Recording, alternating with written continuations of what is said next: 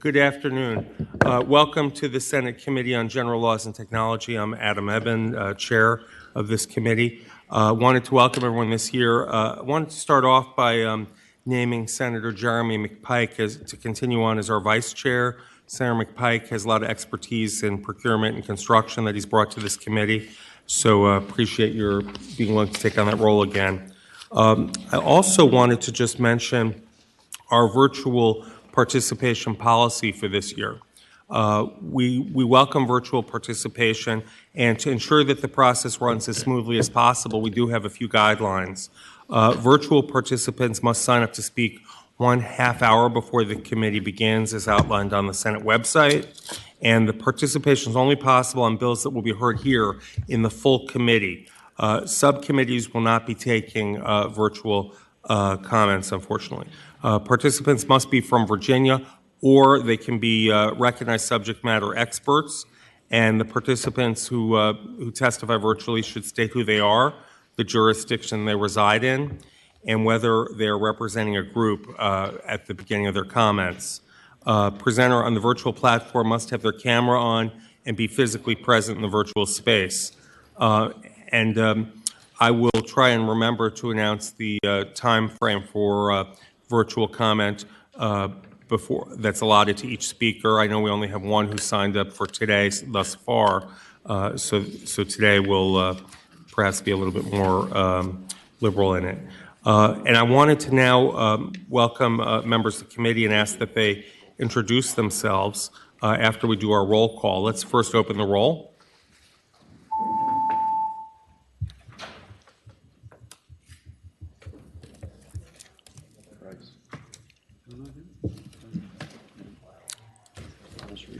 You have a quorum, Mr. Chairman. Thank you. Okay, we're going to start by having the members introduce themselves and where they're from. Why don't we start on the end with Senator Newcraig? Thank you. Good afternoon. Senator Christy Newcraig. I represent District 19, which is parts of Virginia Beach and Chesapeake.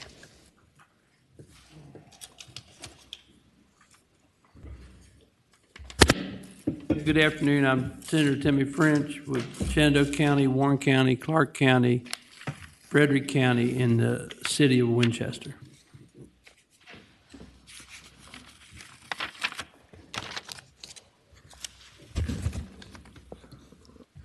There we go. I'm Senator Emily Jordan. I represent parts of Portsmouth, Suffolk, Isle of Wight, Franklin, Southampton, and about 7 localities west.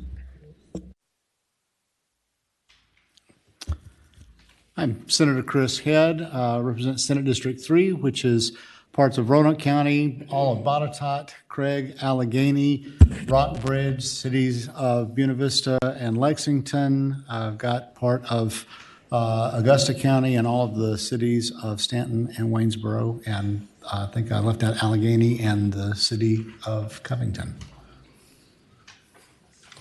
Todd Pillion, Lee, Scott, Wise, Washington, Russell, Buchanan, Dickinson, cities of Dorton and Bristol, Southwest Virginia. Senator Reed's 28th District, Spotsylvania, Culpeper, Orange, Madison, Green, Rappahannock, and Southern Fauquier, south of Warrenton. Good afternoon. I'm Jeremy McPike, Senator for the 29th District, representing Prince William, Dumfries, towns of Quantico, and North Stafford.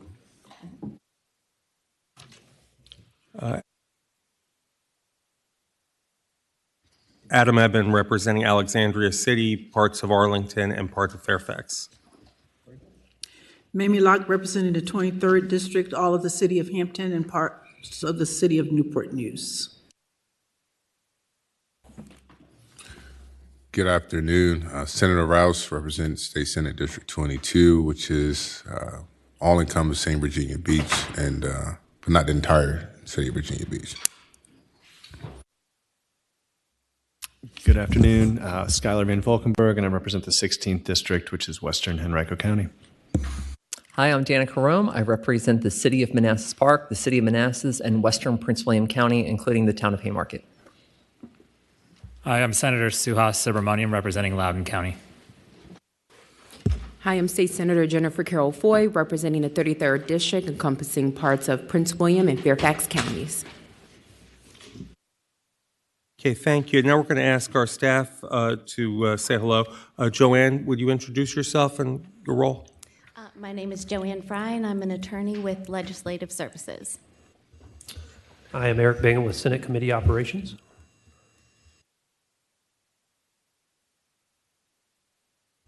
Madison O'Dallo with the Senate Clerk's Office. Thank you for being here. And we have some pages here today. If you would, please tell us where you're from, where you go to school. Do you want to? Okay.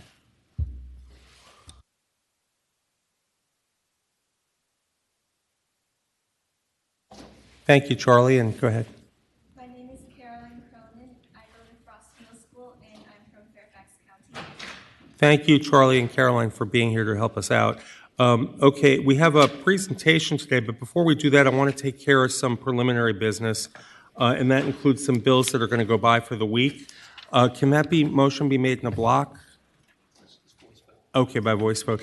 So I have got the following bills that will not be heard today, but rather go by till next week, and those include Senate Bill 79 from Senator Favola, Senate Bill 177 from Senator Favola, Senate Bill 233 from Senator Hashmi, Senate Bill 247 from Senator McPike, Senate Bill 388 from Senator Pekarsky, Senate Bill 244 from Senator McPike, 2 from Senator von Valkenburg, Senate Bill 122, and Senate Bill 195. And the final one on my list for the week is Senate Bill 36 from Senator Locke. And I would entertain a motion. Second. Okay, there's a motion, a second, and all in favor of having those bills go by for the week will signify by saying aye. Aye. Any opposed? Okay, those bills are by for the week. And then we also need to do some re-referrals. Senate Bill 322, I would like to have a motion to send that to Transportation. That's a bill dealing with the smart scale and evacuation routes. So moved. Okay. Is that a recorded vote? So if the clerk could open the roll, all in favor of referring to Transportation, will vote aye. Okay. Then,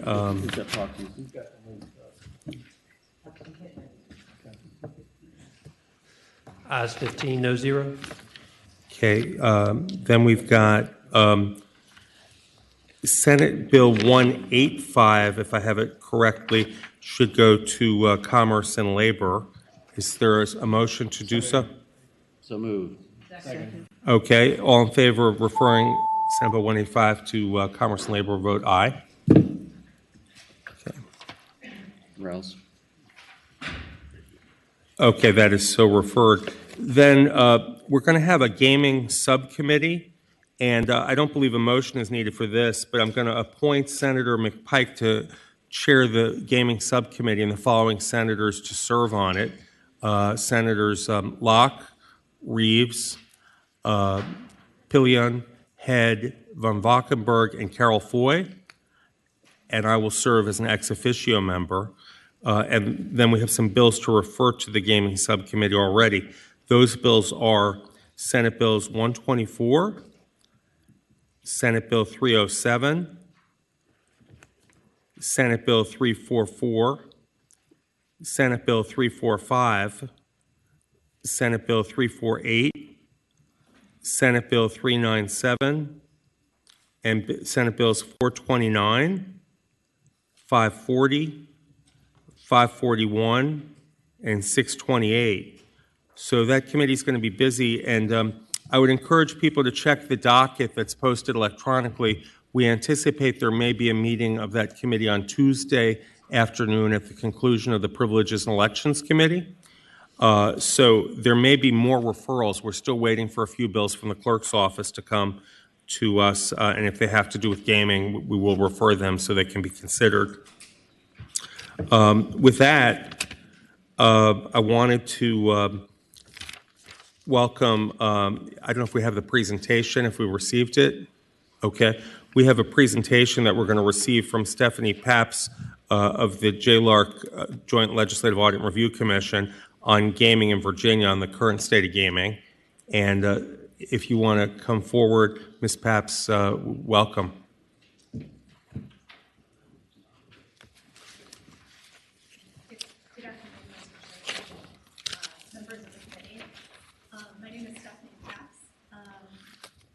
I was the project leader for the gaming regulation study that we completed in 2022, and I was also part of the team that worked on the 2019 gaming study.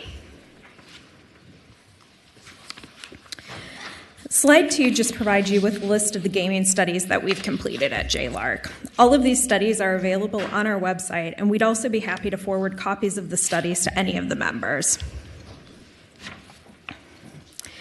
This first section will provide a broad overview of Virginia's gaming landscape and how it's changed over the past few years.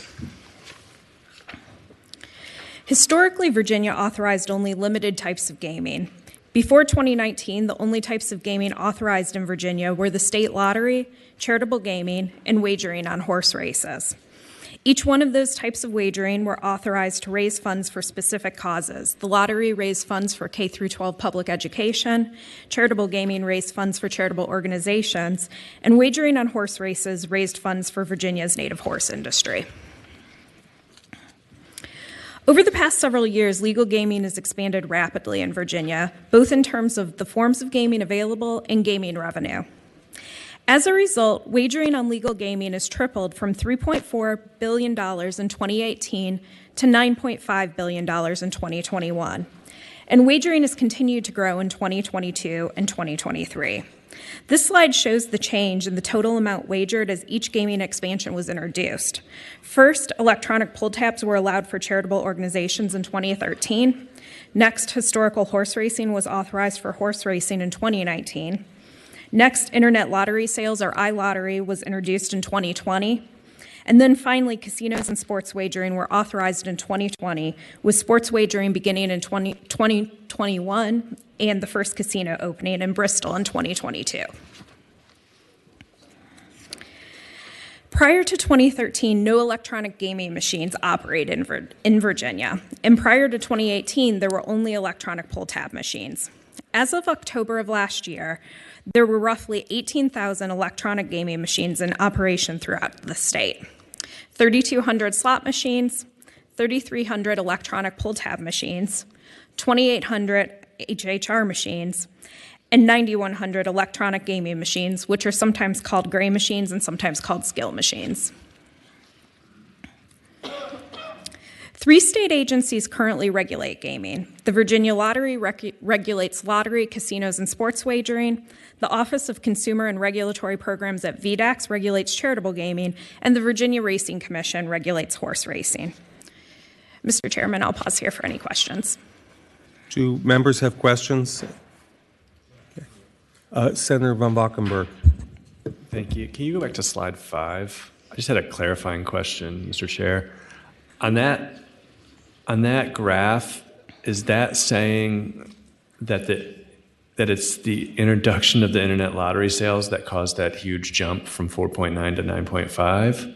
No. Or is that the lottery and sports combined? That's sports wagering. It's also the HHR facilities were opening throughout that time frame, so new HHR facilities were opening as well in sort of each year. So really that jump from 2020 to 2021 has to do with sports wagering. Some of it is iLottery, and then some of it is new HHR facilities. Thank you. And Stephanie, can I follow on by asking, the gray or skill machines you referred to, do we know, are those totals included in that? Do we know how much money was wagered on those machines? Mr. Chairman, when ABC was regulating the machines, they received some self-reported information from the skill games operators at that time, and the net gaming revenue at that time, which is the amount that the operator is making less sort of winnings, that was about $500 million in that 1-year period. Thank you.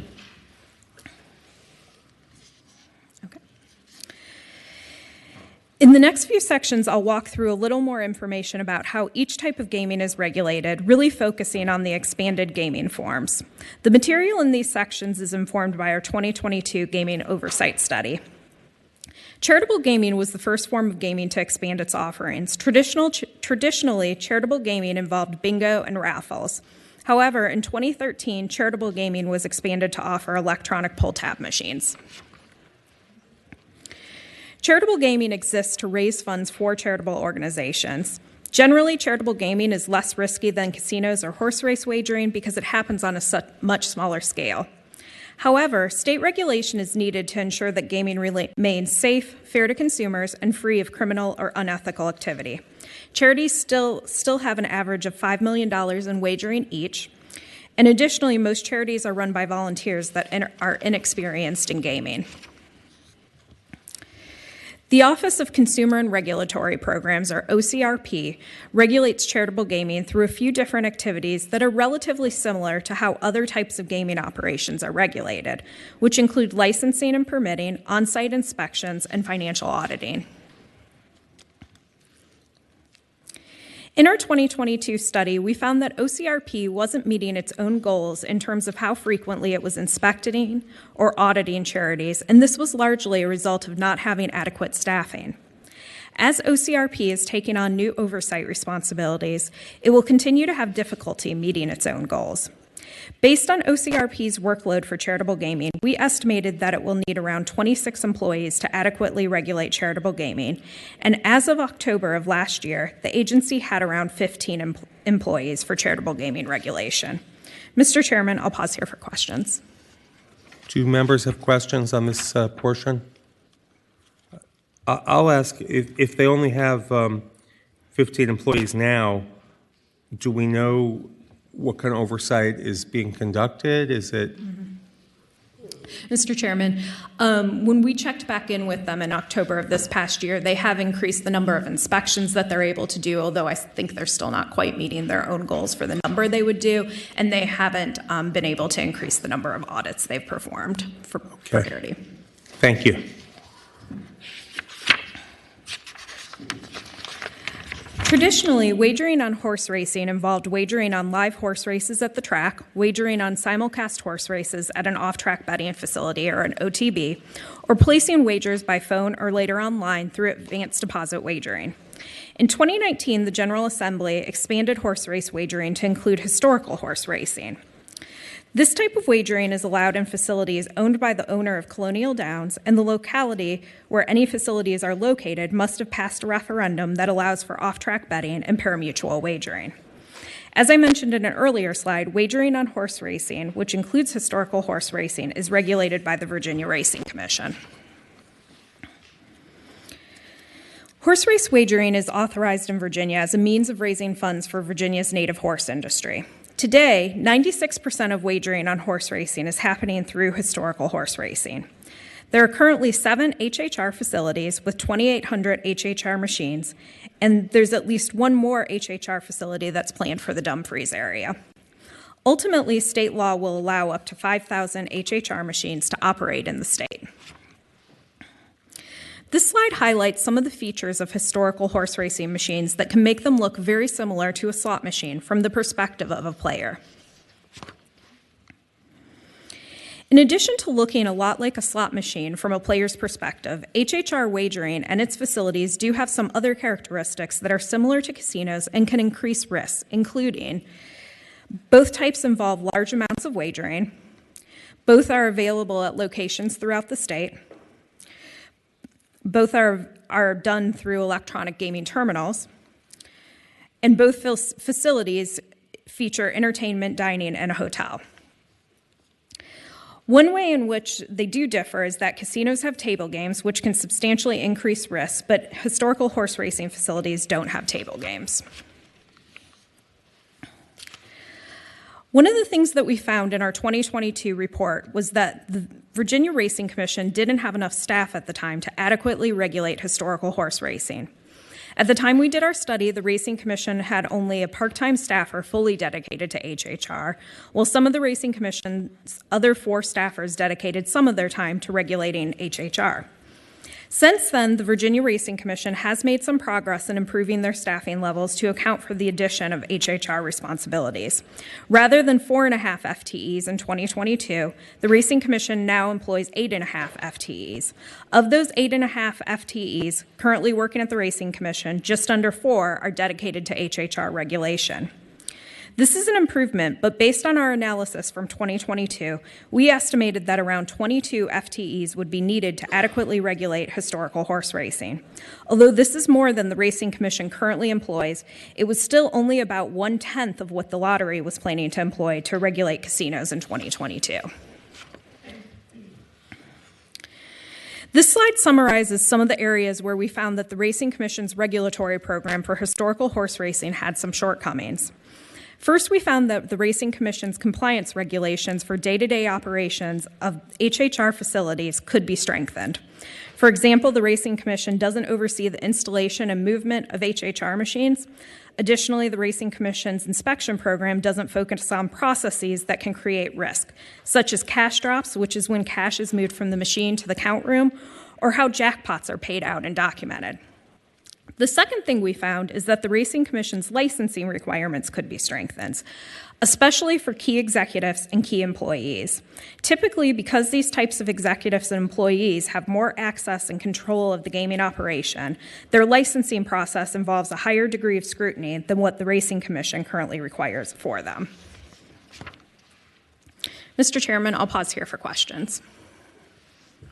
Thank you. I wanted to ask you about, you had a slide on slide number 15 about the different risks of different gaming. And I was wondering, in terms of cash payouts on site, are any of these, do we know what the most cash someone can walk away with in terms of being a safety?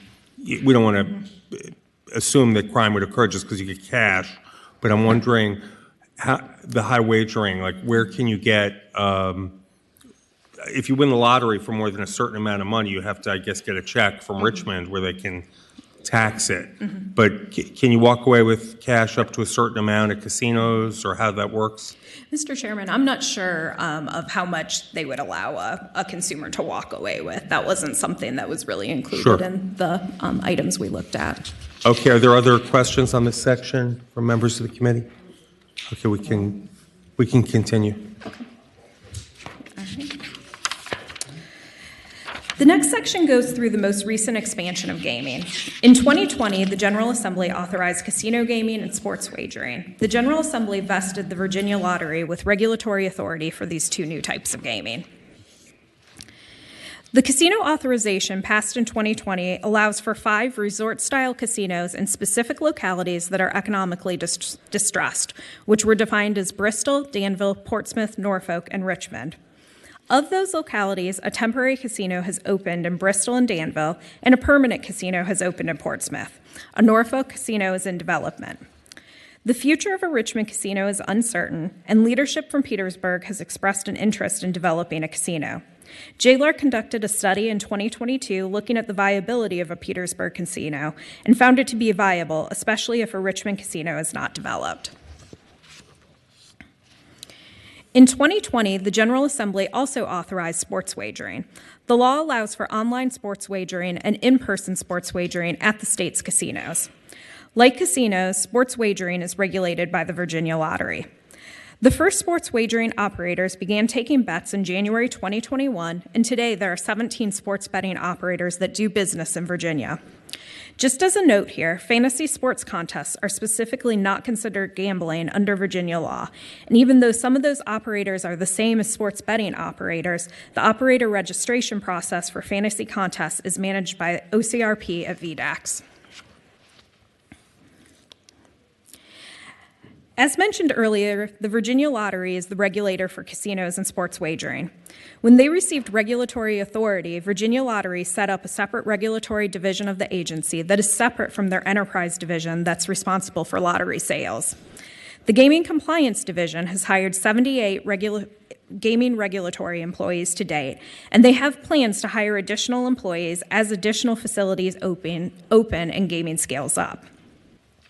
We found in our 2022 study that licensing and compliance standards adopted by lottery for casinos and sports wagering appeared to be thorough and meet industry standards. Mr. Chairman, I'll pause here for any questions. Yeah. You mentioned the different casino sites that were authorized as well as Petersburg and that, I don't know if you mentioned, but Richmond had been failed at referendum twice in the last 3 years. Was Northern Virginia assessed as a potential casino site in terms of potential tax revenue and such? Mr. Chairman, a Northern Virginia site was not included in the legislation that authorized casinos, but the 2019 JLARC report that assessed the viability and the net gaming revenues that each site would produce did assess what would happen with a Northern Virginia casino. And I don't remember some of the specifics, although I do remember it would have higher revenue than any of the other sites around the state. Thank you. Okay. Are there any other members with questions on this section? Senator Rome. Thank you, Mr. Chairman. Mr. Chairman, I just wanted to note in that last part there that even though we don't have casinos that are authorized for Northern Virginia, we did have a referendum in the city of Manassas Park regarding parimutuel wagering, which city residents did defeat rather soundly. I think it was 58% in opposition. So just wanted to make that part of the record today. Thank you. The final section will just highlight a couple of issues that may be relevant in the future of gaming in the Commonwealth. First, we have a couple of slides about electronic gaming machines, sometimes called skill machines and sometimes called gray machines. In fiscal year 21, the General Assembly allowed for a temporary authorization for these machines to operate. During that time, ABC regulated the machines and kept some limited information on them.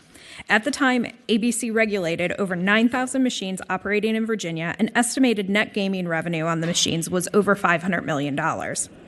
Then, between July 2021 and October 2023, due to a court injunction on the state's prohibition on the machines operated without any regulation or tax. Some reports during that time indicated that as many as 13,000 machines were operating. In October 2023, the state Supreme Court reinstated the state's ban on the machines. Going forward, lawmakers could maintain the ban or could opt to regulate and tax the machines, which would allow the state to put some limits on the machines going forward.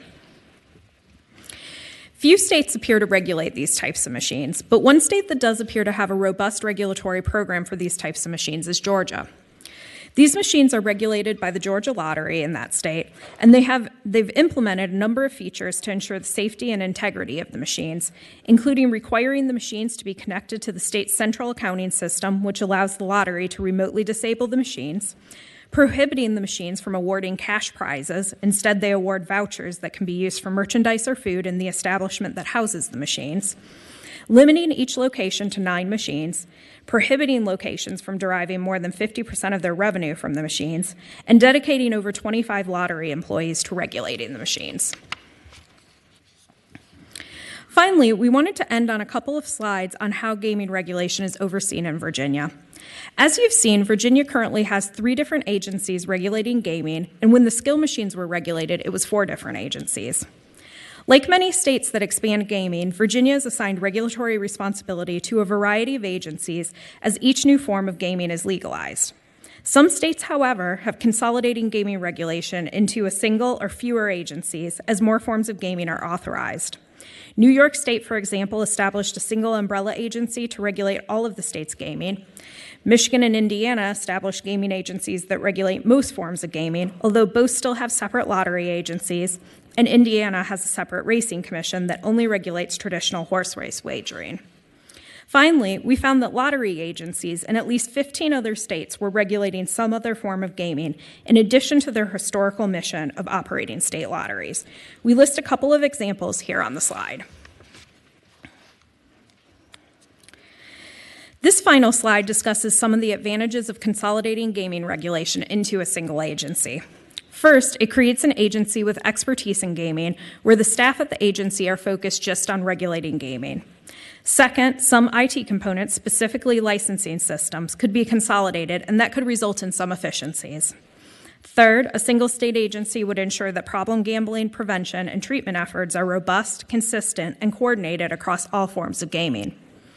And finally, it creates a logical home agency for regulating any additional forms of gaming that may be authorized in the future. And it creates an opportunity to create a gaming policy office that could provide research and policy support to lawmakers on the constantly evolving nature of the gaming industry. Mr. Chairman, that concludes my presentation. I'd be happy to take additional questions. Thank you. I would like to note, before we go on to more questions, is that that last slide about a central gaming agency, there is a joint study commission on the establishment of a central gaming agency. It's not titled exactly that, but representing this committee on that commission, I'd appointed Senators McPike and Reeves, and they've met over the interim, and I serve as a representative of Senate Finance Committee on that. We've had about 2 meetings so far, I think, and had a lot of good discussion and expect that there could be legislation that comes from it, perhaps next year's legislative session. Are there, Senator Van Valkenburg? Thank you, Mr. Chair. My one question, Mr. Chair, is this presentation includes all the gambling stuff we've done since around 2020, except for the online lottery, which we also did. And so I guess I wonder how did that change lottery's regulatory process or the number of people? How did did we see a % jump increase in the number of people who participated? How that all shook out with iLottery fitting into all this? Mr. Chairman, Senator, in terms of how the iLottery sort of impacted things, that didn't really fall within the scope of one of the studies that we conducted, so I don't really have very good information for you about that, but that is something that the lottery, I'm sure, could provide. And if members want a copy of this presentation, Eric, can you email it to the members' offices? Okay, so you'll have it, especially those on the gaming subcommittee. Are there further questions? Yes, Senator. Thank you, Mr. Chairman. If you could back up to the slide that had what Georgia does with the skill games there for just a moment. Do you have any information on what the profitability for the stores that have these, where they're located, how they do compared to places that, like, when we were having those in Virginia for that period of time? How did the profitability in those stores in the stores in Virginia compare to what they're getting in Georgia with these kinds of restrictions on them? Yeah. Mr. Chairman, Senator, in terms of the profitability of the stores in Georgia that have these types of machines, we don't really have very good information. Georgia does sort of dictate how the profits are split between the operator of the machine and then the location of the machine. But we don't have very good information on sort of how that helps the bottom line of those stores that have the machines. And then in terms of how that would compare to stores here, we don't really have much information on what's happening with the stores here that have those or how they're splitting those profits between a manufacturer and a location. Mr. Chair, if I might, continue, Senator. I guess what I'm getting at is then how often are they being played? If there's any information about how much revenue is coming in off of those machines as compared to the other machines, you could probably, because I think the payout probably is going to be the same. Mm-hmm. But how does that compare? Right. Mr. Chairman, Senator, that's something I can go back to our 2022 report and see what Georgia had reported at that time. We did have some information about sort of the net gaming revenues, just statewide. It wouldn't tell us what's going on at individual stores, but we do have the net gaming revenues from the skill machines that they have there, as well as the total number of machines that they had located in the state. Yeah, so we can provide that to you. Senator Head, does that complete your questions? Okay. Any other questions? Okay.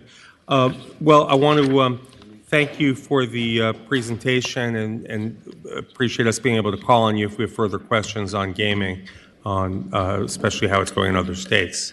Thank you. Happy, thank you. Okay. We can now turn our attention to our agenda for today. Before we get our first bill, I had one more request to take SB 215 from Senator Perry by for the week. So I would entertain a motion to take that by. Second. Okay, it's been moved and seconded. SB 215 go by for the week. All in favor will signify by saying aye. Aye. Any opposed? Okay, that's bye for the week. Senator McPike, normally we have members of the committee present last, but Senator McPike has a witness who came down from Prince William. So we're going to take up SB 69 first. This has to do with law enforcement officers and qualifications.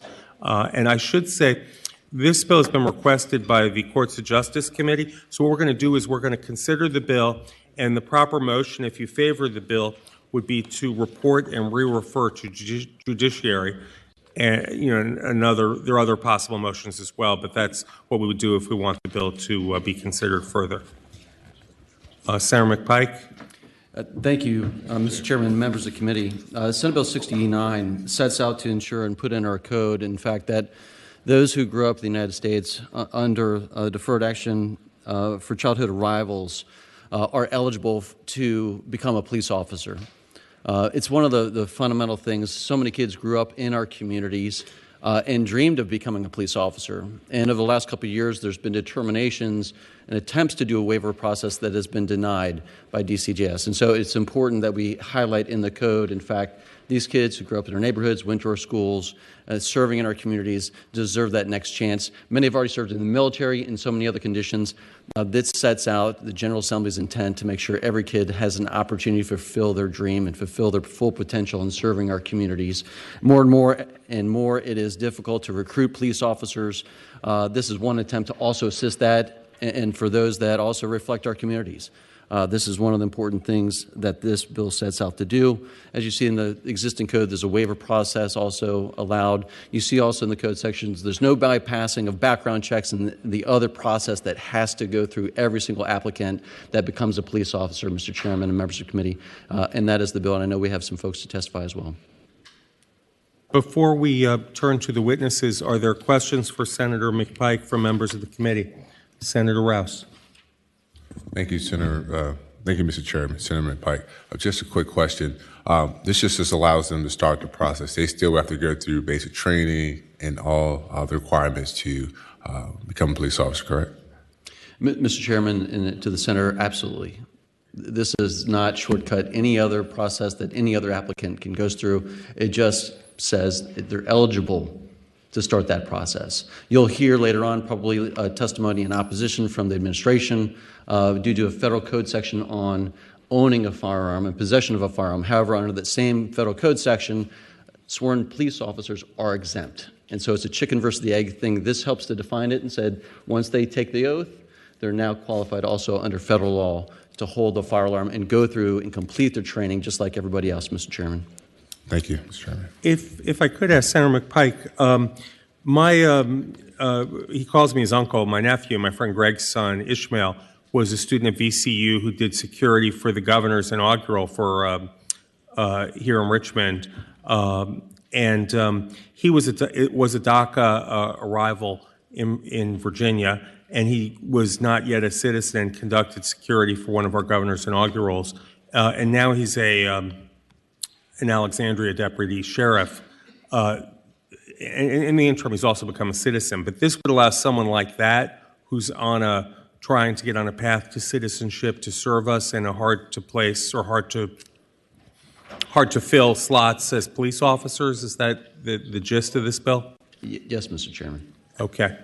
Are there other questions, or we'll turn to your witnesses if you'd like? Thank you. Those in favor of the bill, please come forward.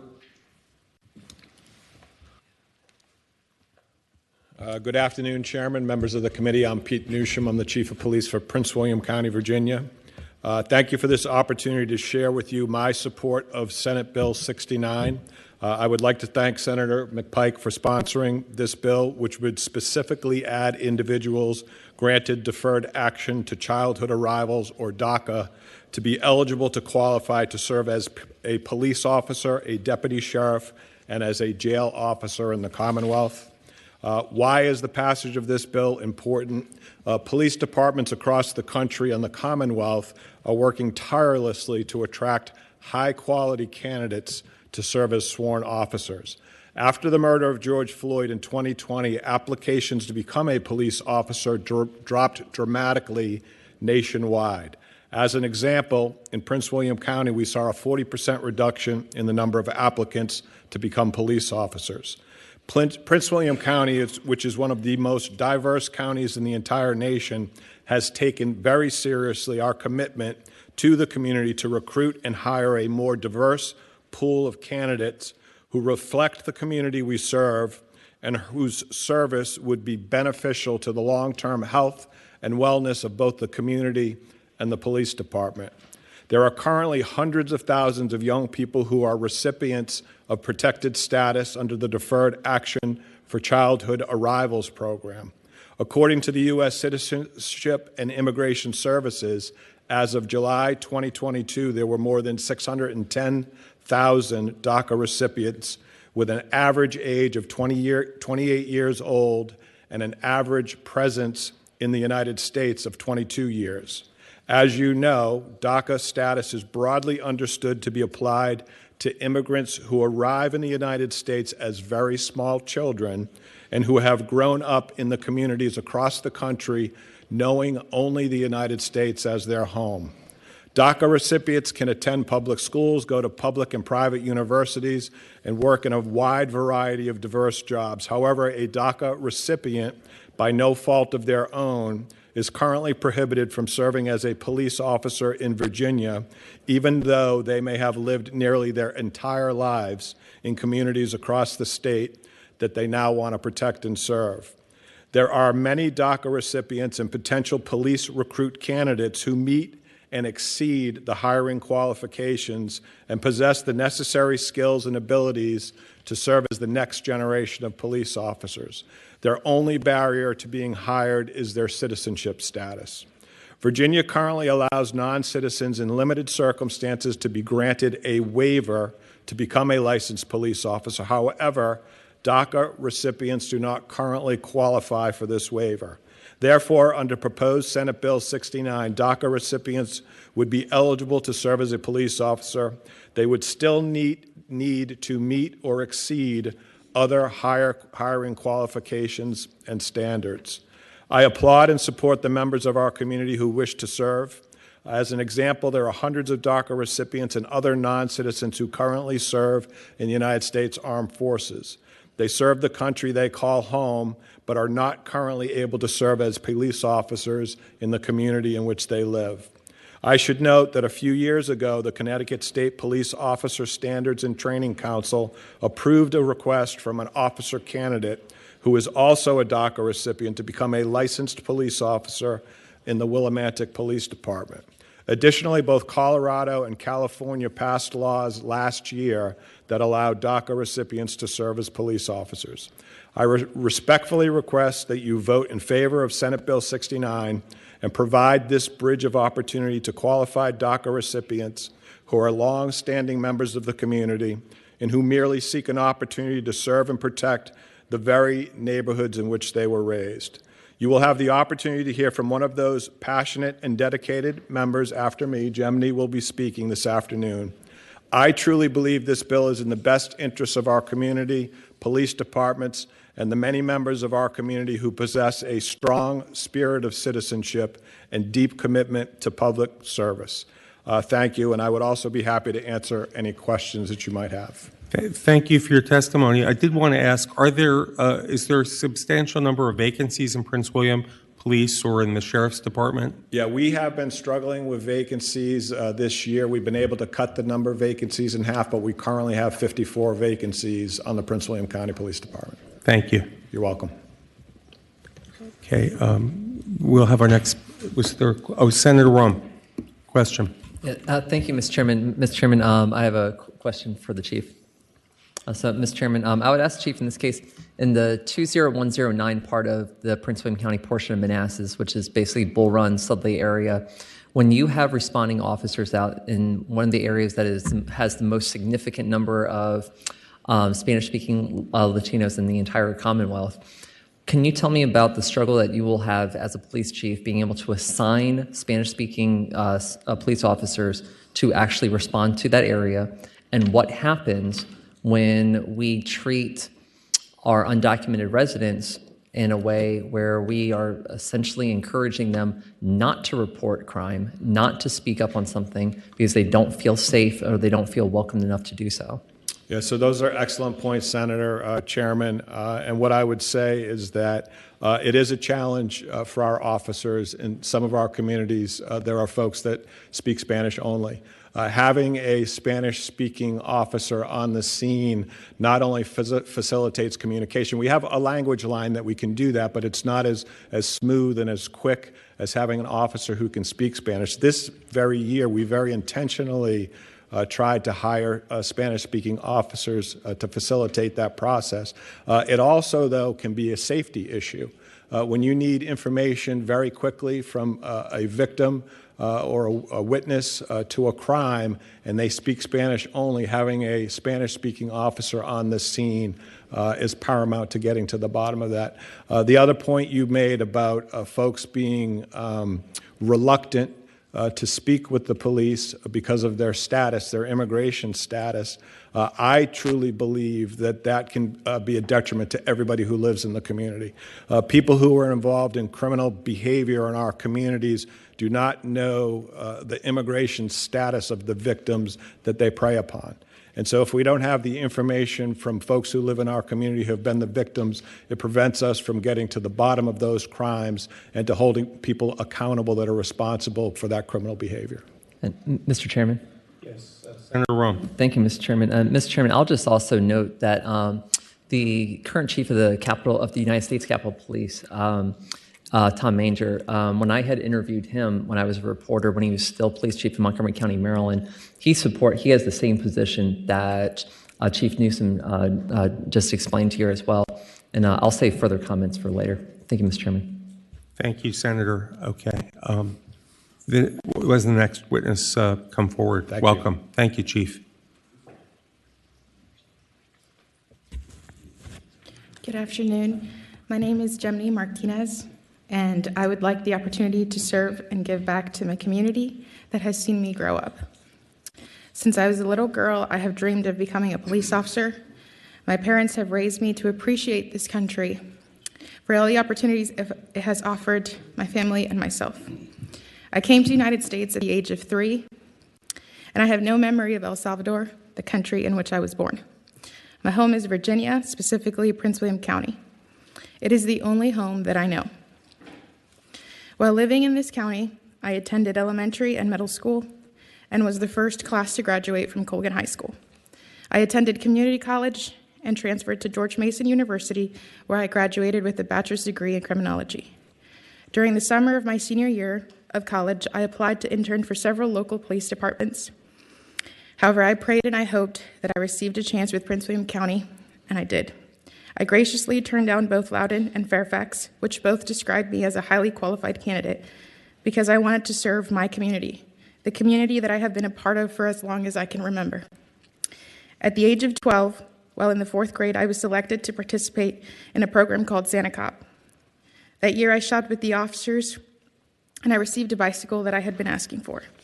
This experience opened my eyes to who my real heroes were.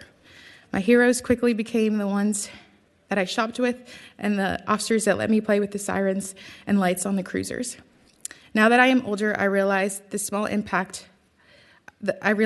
impact that small gesture had on my life.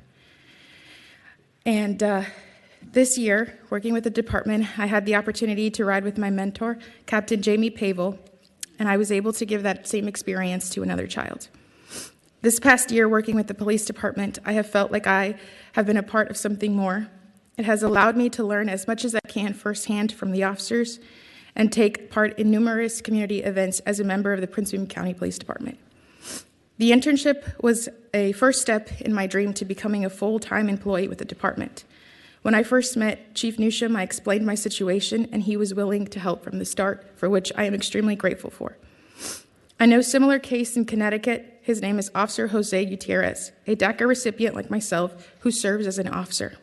There's also another officer, Michelle Soto Rodriguez, in Illinois, and several more in the LAPD. Each of these officers had to wait for legislative change to be allowed to serve their communities. Throughout my life, I have had many obstacles due to my immigration status. During my senior year of high school, I signed to play Division II soccer at Limestone University. However, due to my scholarship only paying half the tuition because I was a freshman, and not being able to receive any financial aid because of my immigration status, I was forced to withdraw from the school. To me, that just meant I had to be resourceful and not give up. I thank God because He provided, and my dad was able to put me through college, paying every single cent. And I was able to graduate completely debt-free. I have not let these obstacles get in my way because I just don't understand what makes me less of an American. I love this country and I love Prince William County. If given the opportunity, I promise to wear the badge with such gratitude, honor, and respect. I promise to be an example of what being an American really means. To me, being an American is having a sense of patriotism, being grateful to live in a country that offers freedom and justice for all. Being American isn't just about being born in the United States, although that certainly does help, but loving the flag and what it stands for and having the utmost respect for those who have paid the ultimate price. I understand the hesitation some of you may have when making this change. However, it has been proven by other states it will be a positive change. When applying for the position of police officer, I knew I had to be nearly perfect because I was held to a higher standard because of my citizenship status. I don't let that bother me because my entire life I have abided by the law and I have respected it. Dreamers are young adults who entered the country at a very young age. Please do not associate dreamers with immigrants coming in large groups at the southern border demanding help.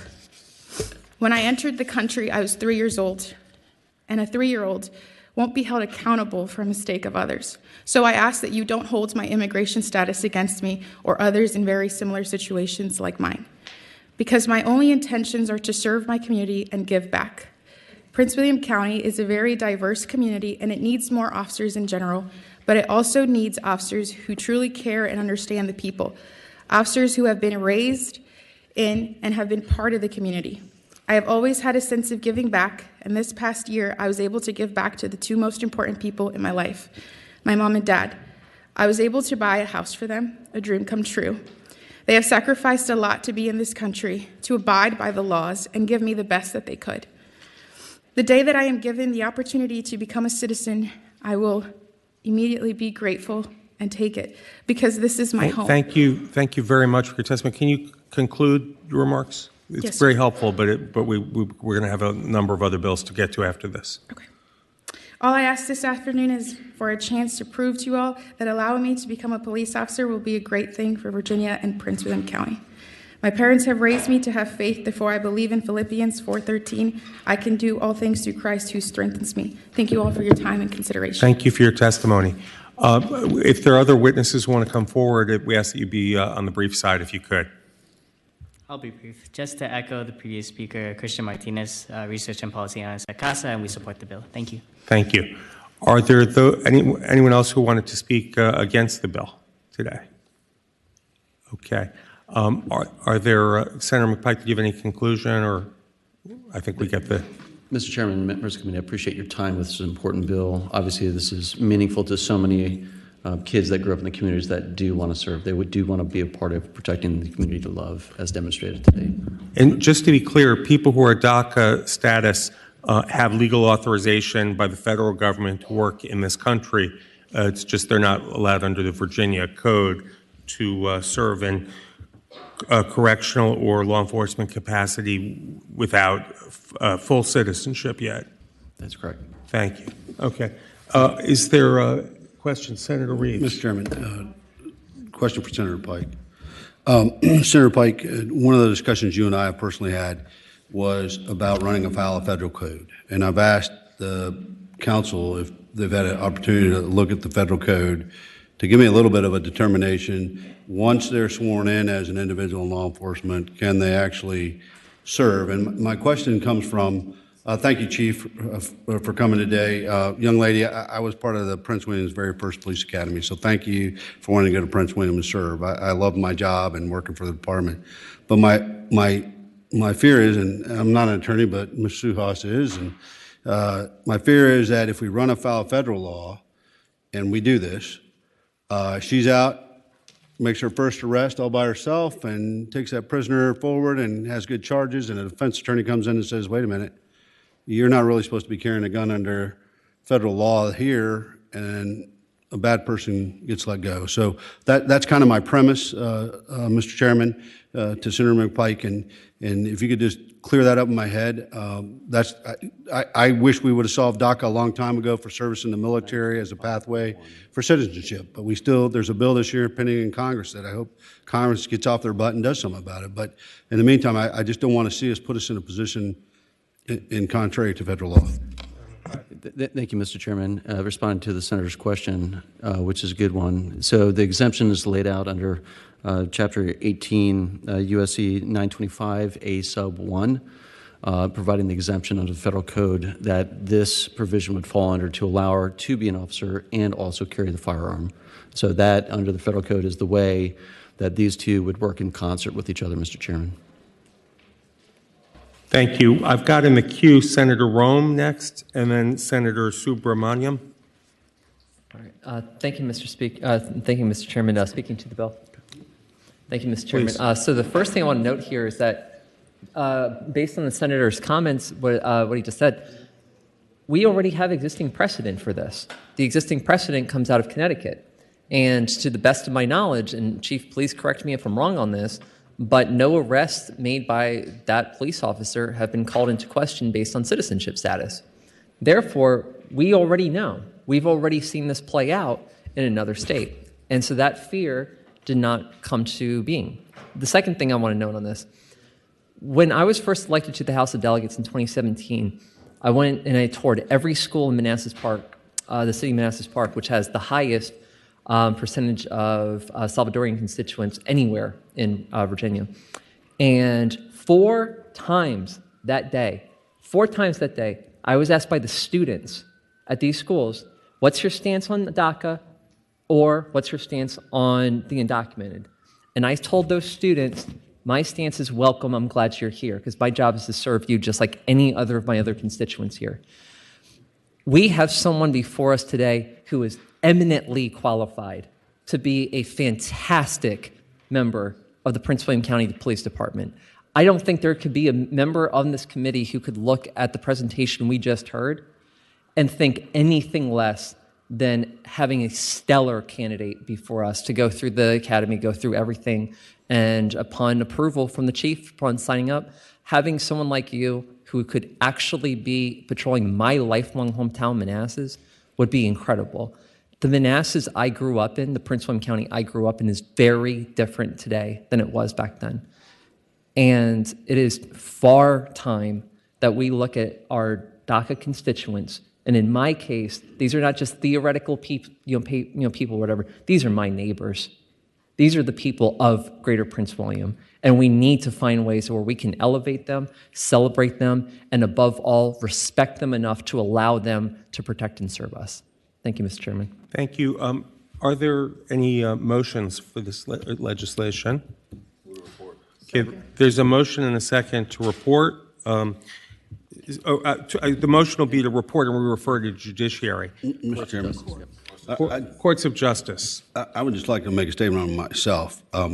I wish we could figure this all out. I think I'm going to throw up a yellow, and it doesn't mean I'm against it. I just am cautious so we can have some folks on our side of the aisle that are actually better attorneys than me, because I'm not one, really look at that to make sure, not that I don't trust Senator McPike or anything else. I just don't want to run afoul, and God forbid we do something and, Yeah, okay. So I just wanted to preface that. Thank you, Senator. And so there's a motion and a second to report, and we refer to Courts of Justice.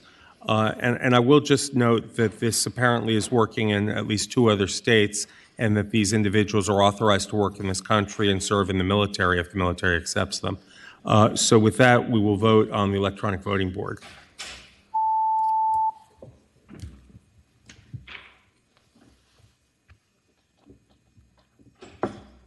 Okay.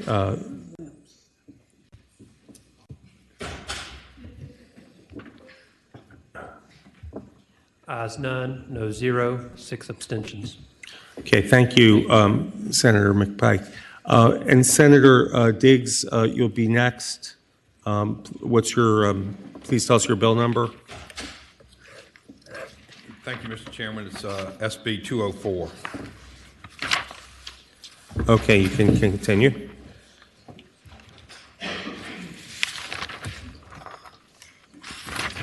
This is a FOIA bill.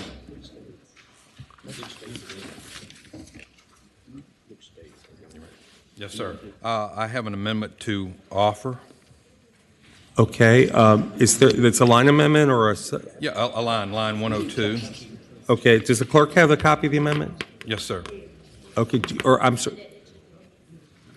It's on. Oh, it's online. Okay. Joy, can you just remind us what it does or what line it's on? Yes, Mr. Chair. On line 102, after 14-day period, insert "or" at the request of the victim's insurance company or attorney. Thank you. Is there a motion to approve the amendment? Okay, a second? Is there a second? Second, okay. All in favor of the line amendment will signify by saying aye. Aye. Any opposed? Okay, that's adopted. Okay. Senator, why don't you give us your bill then? Explain it. Thank you, Mr. Chairman. This is really a procedural thing. It's an attempt to make things more efficient, both for the victim of crimes and for law enforcement agencies to comply with the FOIA Act. Essentially, with this, let me kind of lay out the scenario. Someone becomes a victim of a crime, and then they file a report with their insurance company. Law enforcement agency receives that request as under the existing law. That law enforcement agency then needs to send a letter and wait 14 days to see if the victim objects to the release of information to their insurance company. Kind of a technical thing. During my time as sheriff, no one ever objected. In fact, the only phone calls we ever got or ever contact was, "Why did you send me this letter? What does this mean?" So no one, and should they desire to object to this in some other scenario other than a law enforcement, an insurance company or an attorney, they would have to go to court and ask the court to then not release the records, and that has never happened as well. So what we're trying to do is speed up the process, make things more efficient, get these requests out to these insurance companies as quick as we can, or if there may be a civil case from some kind of a criminal activity, then the victim's attorney can get quick access to the documentation they need to move forward. Thank you. Are there questions for Senator Diggs? Mr. Chairman. Yes, Senator Reeves. Senator Diggs, so if I'm the individual, then I can just waive it if I want to, the 14 days to make it quicker. Is that what your bill's kind of saying to me? Yes, but then we would have to know of the waiver. This makes the waiver kind of implied as such, and that, hey, if I ask my insurance company or you ask your insurance company for a report, it's certainly implied, but the law needs to be clear that it is implied or that you have given your permission for us to release that information. I got it. Thank you. Thank you, Mr. Chairman. Okay. Is this for ongoing investigations or investigations that are concluded? Both. As my understanding, both. Okay. Any other members of the panel have questions? Okay. Is there any discussion or a motion? Move to report. Okay. There's a motion report and a second. We will, unless there's further discussion, we'll open up the roll and vote on this bill to report.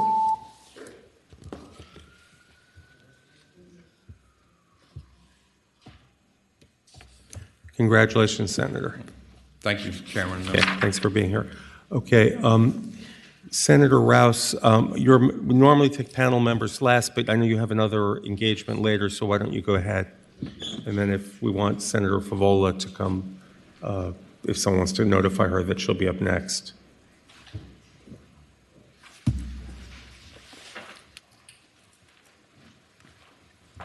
I have a great bill before you. Just wait till you hear it. SB 184. It's a very strong bill. Some might even say it's a rocky bill. It's a geology bill. But first I want to offer an amendment. I believe, did you all get the amendment? And I'll ask staff should have the amendment, but if they don't, I can read it to you. Just wanted to amend line 20 Because obviously, when you're trying to classify geologists, the land surveyors doesn't want that type of definition to be able to encroach on their particular industry. Do you have the wording for the amendment? I do have the wording for the amendment. It should have been given to us. Did you? Why don't, perhaps you could read it to us if... I will. On line 20, it should state, a new line, 20, scratch that out, it should state, I have it, I'm going to read it for you. I just want to make sure to get you the copy. But it should state, geological mapping means the process of creating a map of which is recorded geological information, such as the distribution, nature, and age of relationships of rocks, units, surface deposits, or may not be mapped separately, and the occurrence of structural features, folds, faults, and joints, mineral deposits, and fossil localities. It may indicate geologic structure by means of formational outcrop patterns by conventional symbols, giving a direction and amount of dip at certain points, or by structure contour. Can you provide that to the clerk, because that's a lot, it's a mouthful. Oh, okay. Do we have that in writing somewhere? Or We do have it in writing. It should have been printed and given to... Mr. Chair, I think you should. Okay. Mr. Chair, I think you should have to read yes, that again. I think you should have to read that again. You want me to read? Well, I want him to say it 3 times fast, but before we get to that, we want to make sure we all understand it. Is there a way to get a printout of it now to the clerk, or do we not have a printed out copy? I can get a printout. Mr. Chairman, if you want to go by for 15 minutes, if you can maybe go by for... Why don't we go by temporarily? Temporarily? Okay. Yes. I guess one could say we're off to a rocky start. I think that's a good assessment. Excellent. We're going down a rocky road. Okay. So if Senator Favola is not here yet, I don't see her, is Senator Hashmi in the room? Okay. Is there another member of the committee who's prepared to present legislation on today's agenda? Senator, we're going to go with Senator von Bockenberg, then we'll go to Senator New Craig afterwards.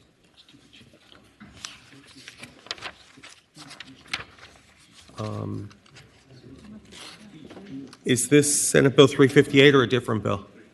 Okay. So if you turn your attention, please, members, to Senate Bill 358. And Mr. Chair, we have a technical line amendment. Is it short? It's very short. It's very short. We're striking an or and we're adding a comma. Okay. What line is your amendment on? It's on line 280. Introduced after to buy, comma.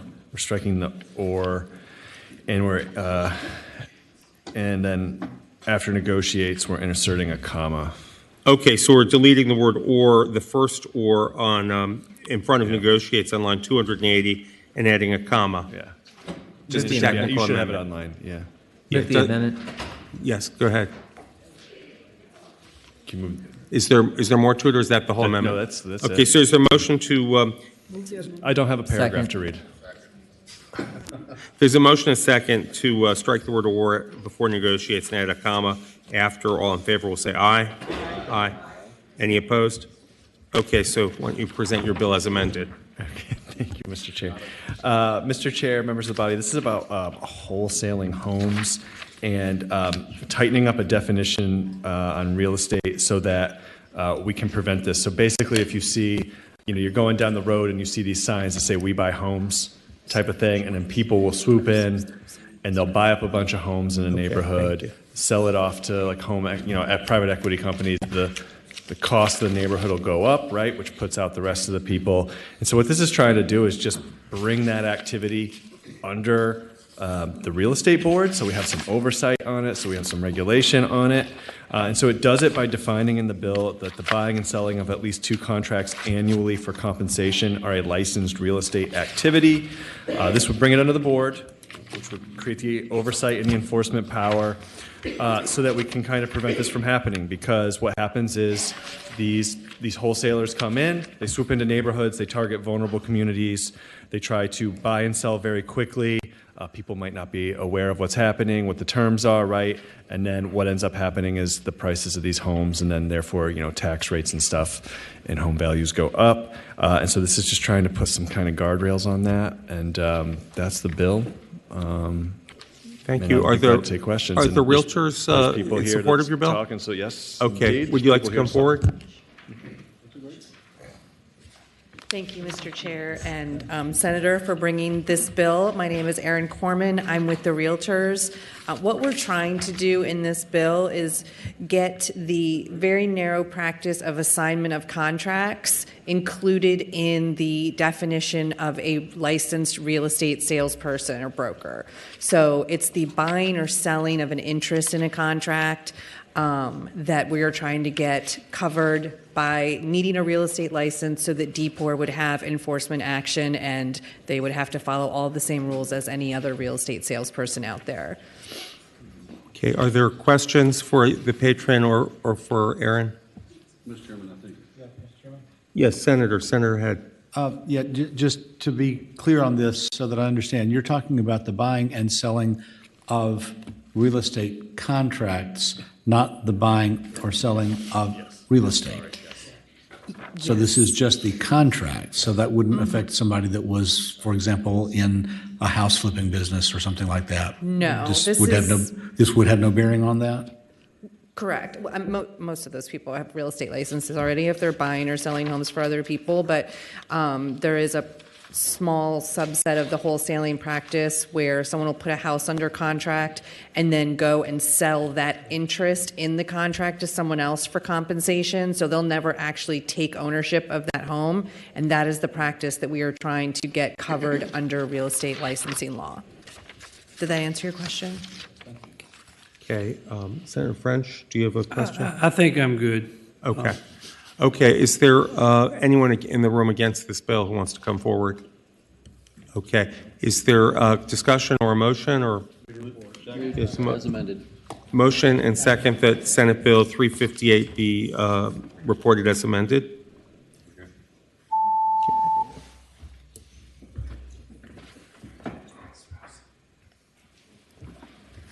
Ayes 15, no 0. Okay. Congratulations, Senator. Okay. Okay. Now, are there other senators waiting to present before we get to Senator Rouse? I have two. Senator Craig. Oh, Senator Craig. I said you could go next. Okay, I'm sorry. Go ahead. And I have 2 minutes.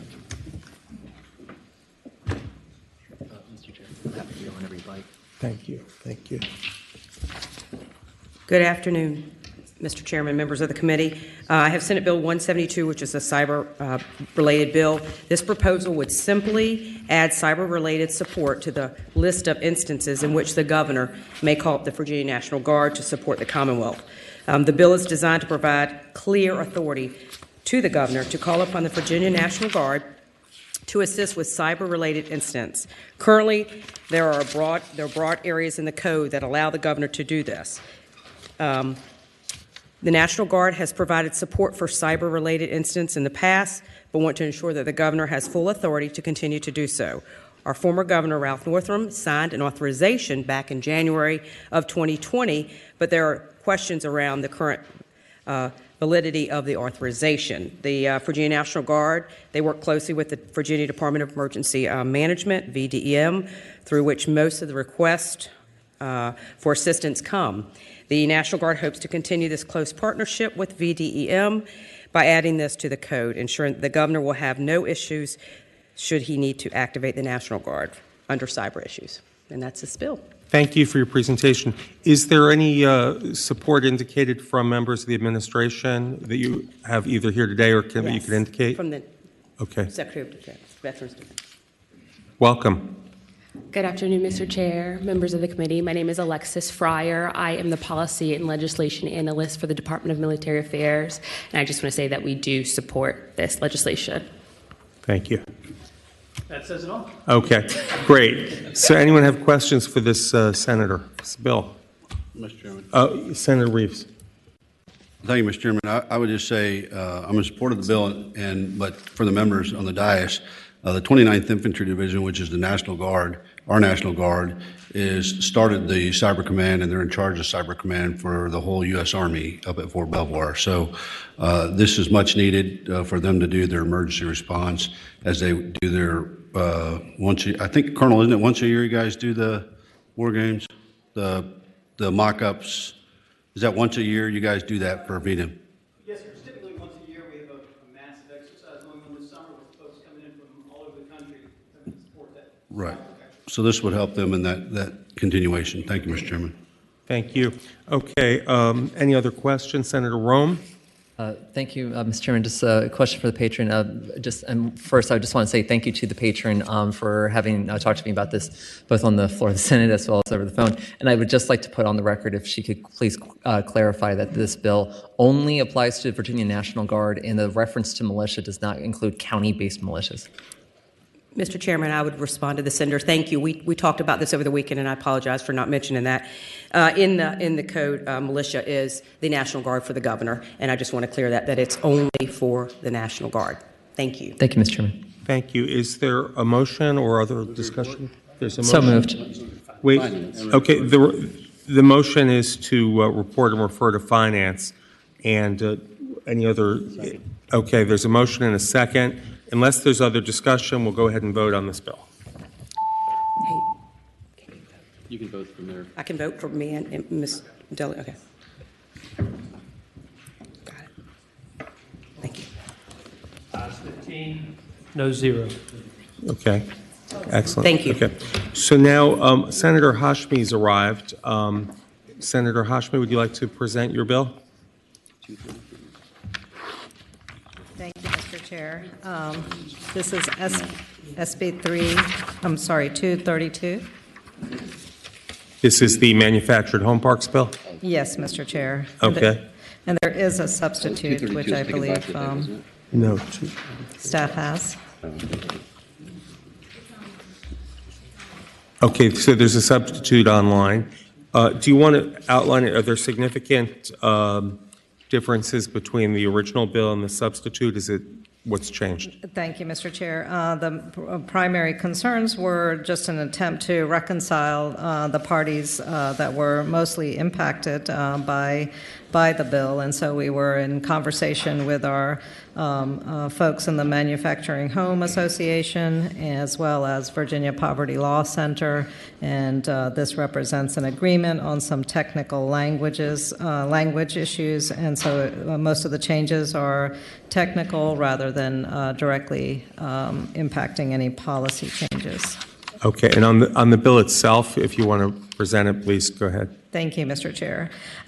This bill is seeking to address the issue of our manufactured home residents, our mobile home residents primarily. A few years ago, we've worked very intensely for the past several sessions on the Virginia Residential Landlord Tenant Act, and that impacts individuals who are in traditional rental facilities, but many of our folks also continue to live in mobile parks, and the issues of those communities are slightly different in that many families own the home, but they don't own the land, and they are in essence tenants to the landlord who owns the property on which their houses sit.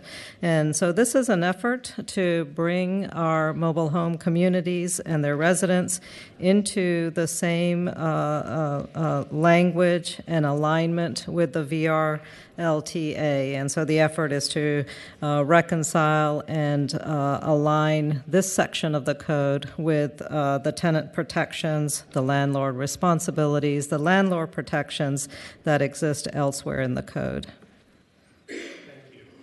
Are there members of the panel with questions? Mr. Chairman. Senator Reeves. Senator Hashmi, in this, some of the changes I noticed that the landlord's always having to do things in writing, but in line 19, near the end of that line, it says, with the same terms, unless the tenant notifies the landlord of the intent not to renew. I don't know if you'd consider a friendly amendment to say notifies the landlord in writing of the intent not to renew, which, because I could say, hey, I'm not coming in 60 days. They've got no proof, landlord has no proof, and, whereas the landlord's always having to do written notice to the tenant, I think it's probably be due diligence to add in writing.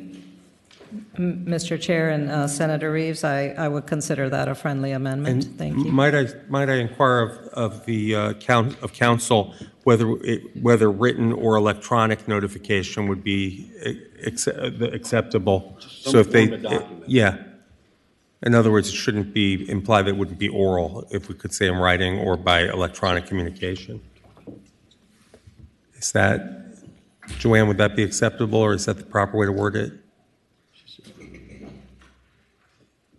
Thank you, Mr. Chair. On line 20, is that correct? Yes. If the tenant notifies the landlord in writing within 30 days of receiving notice of the change in terms that he does not agree to such change in terms, such tenant may choose to not renew the rental agreement unless the landlord agrees to maintain the same terms as those in the current agreement. So should we say in writing or by electronic communication or by email? What would be the term of art there? We could say in writing and it would cover. Okay, just in writing is broad enough. Good. Okay, so there's that's a motion and a second for that amendment. All in favor, please say aye. Aye. Okay, any opposed? Okay, so that amendment is adopted. Senator, you alluded that you had worked with other folks on this. I know that the Poverty Law Center is supportive of the bill. Is the mobile home park owners? I think Mr. Grumbine is here and can Randy, speak to. please come forward and tell us what you think. Looks happy. Welcome. Mr. Chair, thank you. Randy Grumbine, representing the Virginia Manufactured and Modular Housing Association. We have worked diligently with the Senator and the Virginia Poverty Law Center to come to agreement. We're very close. This is a fast-moving train, and we don't want to slow it down or jump in front of it. So we're comfortable moving it forward in its current, with the substitute.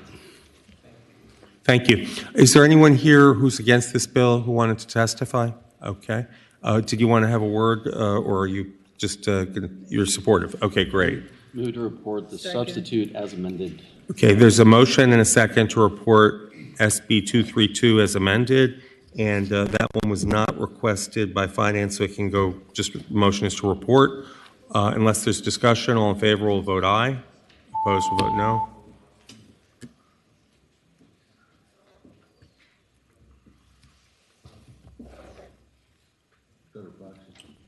Ayes 15, no 0. Thank you, Senator. Thank you, Mr. Chair. Favola's here now. Can you wait? Oh, okay. We're going to have Senator Rouse. You've got your amendment in writing now. Rocky Road's right. Rocky Road bill. Okay. Senator Favola, you'll be right after Senator Rouse.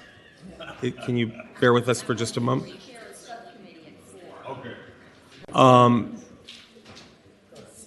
Just keep, we'll be quick.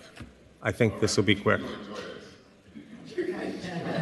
Because one could say, Mr. Chairman, I was stuck between a rock and a hard place. Okay, I don't have a drum effect. I only have a gavel. Well, let's get back on solid ground. Okay, okay. Let's move this along. What's our bill number again? Is 184. SB 184, Mr. Chairman. And the amendments are now loaded. Okay, so the amendments are now showing up online. Mr. Chairman, I move the amendments be adopted. And there's a motion and a second to adopt the amendments that are appearing electronically. All in favor, please indicate by saying aye. Aye. Any opposed? Okay. Senator Rouse, can you just give us a brief overview of what the bill does again? Yes, Mr. Chairman.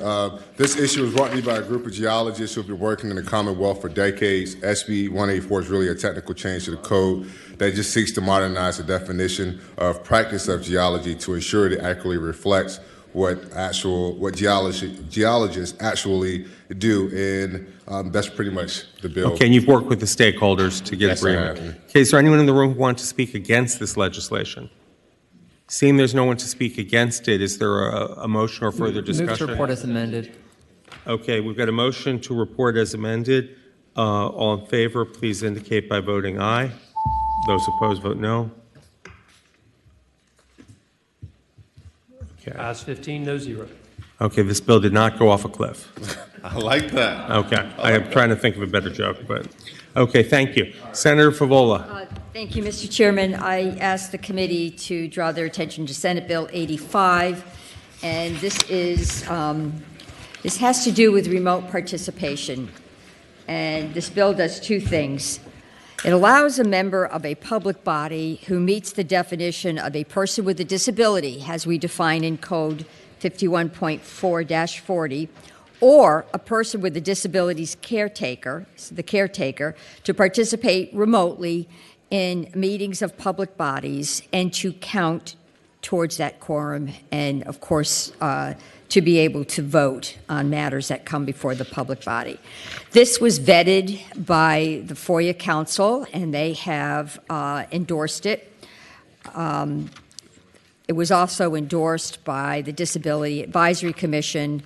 I believe it's a question of equity. It enables individuals who would have more challenges than most to participate in public meetings. They can't always get to meetings physically, and their caretakers would be included in this bill because the caretakers are also members of the community and want to participate in public meetings, but have an enormous and important responsibility of caring for somebody with a disability. I really hope it's the pleasure of this committee to adopt this bill, report this bill. Thank you. Senator Favola, we already have that they can, correct me if I'm wrong, they can participate remotely, but they weren't counting towards quorum or their votes weren't being counted as though they were present. So this is really a way for disabled people to have the same full rights as if they were able to be there in person. That is correct. And their caretakers as well. That's correct. And Okay. there's no fiscal. Do members of the panel have questions? Okay. Is there any, I think you had someone was waiting online to testify on this particular bill. Are they in the virtual testimony world? For those attending virtually who would like to speak, please raise your hand electronically. We have one who signed up, so if they've signed up, we'd like to hear from them.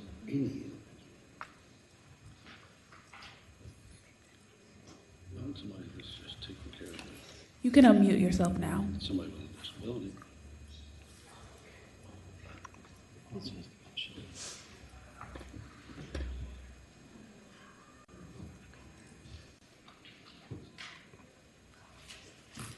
If you're out there, please unmute yourself if you're here to testify on this particular bill. Hi, thanks so much for the opportunity to speak today. I'm Lucy Beednell with the Arc of Northern Virginia, testifying from Arlington, Virginia. I wanted to echo my support for Senator Favola's bill.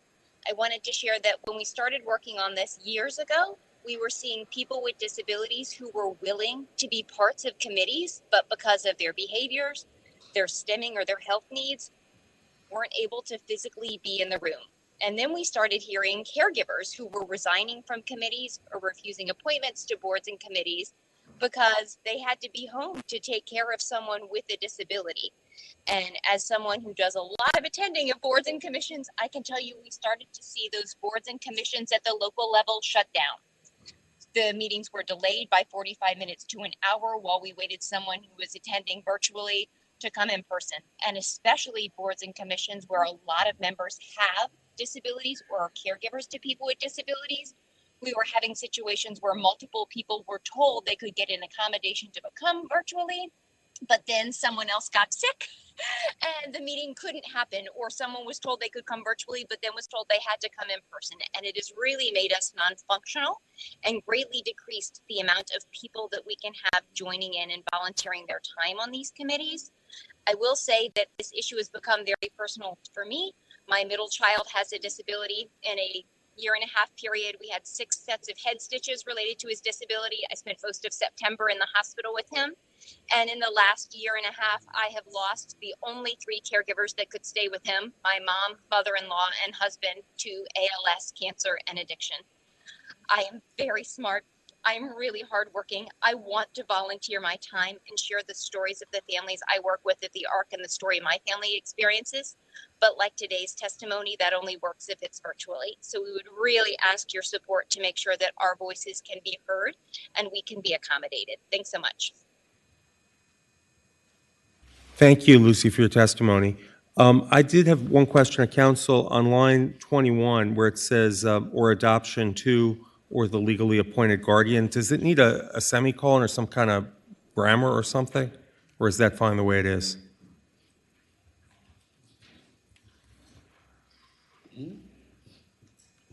Is it read fine the way it is? Okay, good. So we consider that like that. Okay, is there, if there are no other questions, is there a motion or Move to report. Okay, Second. there's a motion and a second to report SB 85. All in favor will please vote aye. Those opposed vote no. Oh, I'm sorry. Are you waiting to testify? I'm sorry. Strike the board, please. I apologize. Please come forward. I appreciate your indulgence, even though I know where this train is going. I'm Megan Ryan with the Coalition for Open Government, and I just want to make clear that what we're talking about in this bill is further erosion of the physical space where the meeting takes place. So right now, caregivers and disabled people already do have the opportunity to call into a meeting. That is already established. It's already an existing law. What these bills do, what this bill does is to say that disabled individuals can also count towards their quorum, which is taking away from that physical meeting. And we did not oppose this measure as it came through the FOIA Council. We participated in that process. We discussed it. We had our shot. And so we do not have any problem with that part. We do have a problem of the extension of this to caregivers. And as far as the FOIA Council process was concerned, I would note that this measure was offered by someone who got to testify remotely when no other people were allowed that opportunity to testify remotely. And it was added without any public comment asked for at that in-person meeting. So we didn't have an opportunity to raise these objections at the FOIA Council's December meeting. As far as the caregivers part of it, this isn't about their participation. Again, they get to participate. It does say that they can take away from that physical in-person meeting regardless of the level of care that they are required to provide. I am very sympathetic to Ms. Beadnell, if I'm saying it correctly, to her situation, and that is understandable. However, there is a spectrum of care here, and I could be the caregiver of perhaps a 17-year-old autistic boy who is nonetheless in school or in an after-school program, does occupational therapy. My spouse could take care of them. So there's no correlation between my ability to attend a meeting and the disability at issue. And so with that wide open kind of opportunity, we feel that we should keep it limited on those who are disabled and meet the definition of disability, but not extend it further to caregivers. Thank you for your time. Mr. Chairman. Senator Reeves. Question. Does line 165 and 167 through 67 give you pause? No, sir. Okay. All right. Thank you. Are there any other questions from members of the panel for Senator Favola or comments? Okay. Is there a motion for SB 85? There's a motion and a second to report SB 85. All in favor, please indicate their support by voting green. Otherwise, vote red.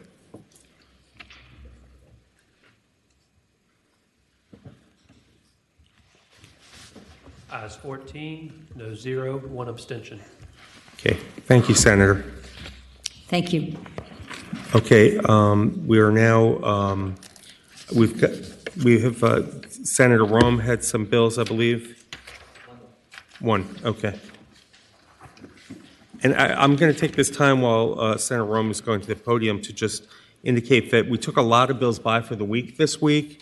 So those same bills are going to be heard next week. If anyone needs an extension next week, please come see us early. And if your bill is assigned to this committee, please be prepared to present it next week if it's called. Okay, after.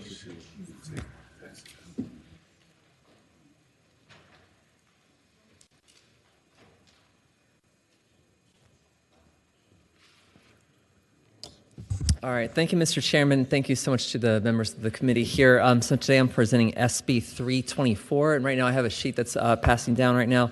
I'll be referencing that in just a moment, and I'll start the speech in the meantime, and then once you all have the page, I'll refer back to that. So, Mr. Chair, members of the committee, SB 324 today comes to you as a partial recommendation of the FOIA Advisory Council because we have already passed a different portion of the recommendation previously. This is kind of the rest of it. And I also, Mr. Chairman, would like to thank Senator Locke. She was one of the members on the FOIA Advisory Council who voted to advance the recommendation in the first place. So thank you so much for supporting that at the time. So the recommendation that came out of the Council in 2021 included a section that required public bodies to post their policies and procedures for fulfilling FOIA requests. I carried that portion of the recommendation as a standalone bill last session, which is why this bill is considered a partial recommendation. This bill would make FOIA requests more accessible to the public by capping hourly fees for FOIA requests at $33 per hour, or the salary of the lowest paid individual capable of fulfilling the FOIA request, whichever is less, while also providing a way for public bodies to petition the court to charge more if no one can fulfill the request for that amount. Now, in that sheet that we just passed out to all y'all, that one's got what is currently Colorado's standard for their public records law. And so what they do, they charge $33.58 an hour, and they also allow the first hour of a FOIA request to be free. Maryland has 2 hours free. And so what we've done here, and that came out of the Advisory Council, we discussed in this at 5 different public meetings, basically different FOIA fees throughout the country. And what we decided to do was we looked at the Colorado one, which is more than, say, Maine, which is $15 an hour, more than even some other states. And we pegged it to that as a state that's not too dissimilar from where we are. And at the same time, we had the large discussion about people who abuse the system, who abuse the process, people who file, it might be that you only have 5 people who file FOIA requests in a month, but one person who takes advantage of the system and they clog up the wheel and they do everything, right? So what do we do to limit that? So that's what we did that's different from other states is we decided to say, all right, we will limit the free first 2 hours to 4 requests in a month. That's 1 per week. I looked at that standard because if I'm a reporter, and I was for 10 and a half years, the way I kind of look at this is, okay, how often in my experience would I need to go and file a FOIA request to the same body to get information? Well, if I'm working on an investigative story, it very well could be that I need to do 1 per week for 4 weeks, right? At the same time, we wanted to kind of extend the olive branch to make sure that we were hearing the concerns from the local government side. And so that's why we capped it at 4 that we did. You will hear in the opposition part of this questions about basically, hey, technically, are we able to do this? Are we going to be able to keep track of this at the local level, for example? We have so much existing precedent where that is already done in other states. Virginia is certainly not incapable of being able to do that. And so with that, Mr. Chair, I would just finally note that we have a number of folks who are also here who will be able to speak in detail. But the last thing I want to mention is what's really driving this right now. A few years back, I had a constituent. Her autistic daughter was on a school bus, and that child was being dragged off the bus by 2 adults' legs, where she was being pushed off the bus. This was clearly a problem. And so the mother requested from our local school system, I would like to see the video, I'd like to see emails, what happened here. They responded back to her that it was going to cost her $8,800 to see a video of her daughter being dragged off of a bus. That was later talked down to $2,500, which Sean Perriman from the NAACP offered to pay. That should have never have happened in the first place. No one should be charging thousands of dollars for you to see a video of what happened to your kid in school. That's not okay, or in this case, on a school bus. I think that's something that we probably all, regardless of where we stand on the bill today, have common ground on. And so where I want to kind of get at this is that is only one antidote of a much, much larger problem, so significant that the Virginia Mercury now has a regular feature called FOIA Fridays, where they're tracking abusive FOIA fees. And today I'm open to making, whatever compromises and stuff that we need to do to get this over the finish line. Been working on this for 7 years, and I think it's time for us to at least acknowledge that the system we have today is flawed, and we have an opportunity to fix it. Thank you, Mr. Chairman. Thank you, Senator. Are there questions for Senator Rome? Okay. Well, I'm going to limit the testimony from each side to about 3 minutes each. So if people could be succinct and be mindful that there may be other people behind you, but why don't we hear from those first who are in support of the bill? Just keep in mind that it looks like there could be 3 or 4 others, so if you could be short, it would be Absolutely. best. Thank you, Mr. Chairman and members of the committee. Thank you, Senator Rome, for again bringing this bill back again. I am Ty E. Mallory with the Virginia NAACP. The Virginia NAACP has gone on record questioning the seemingly exorbitant fees being levied on NAACP and possibly others, as well as the projection of required worker hours to meet our various FOIA requests. Since March of 2022, the Virginia NAACP has been charged $22,369 upfront in FOIA fees, nearly $20,000 of which is from the Attorney General's office when we sought information on the Election Integrity Unit. Nonetheless, we persisted. We paid the nearly $20,000.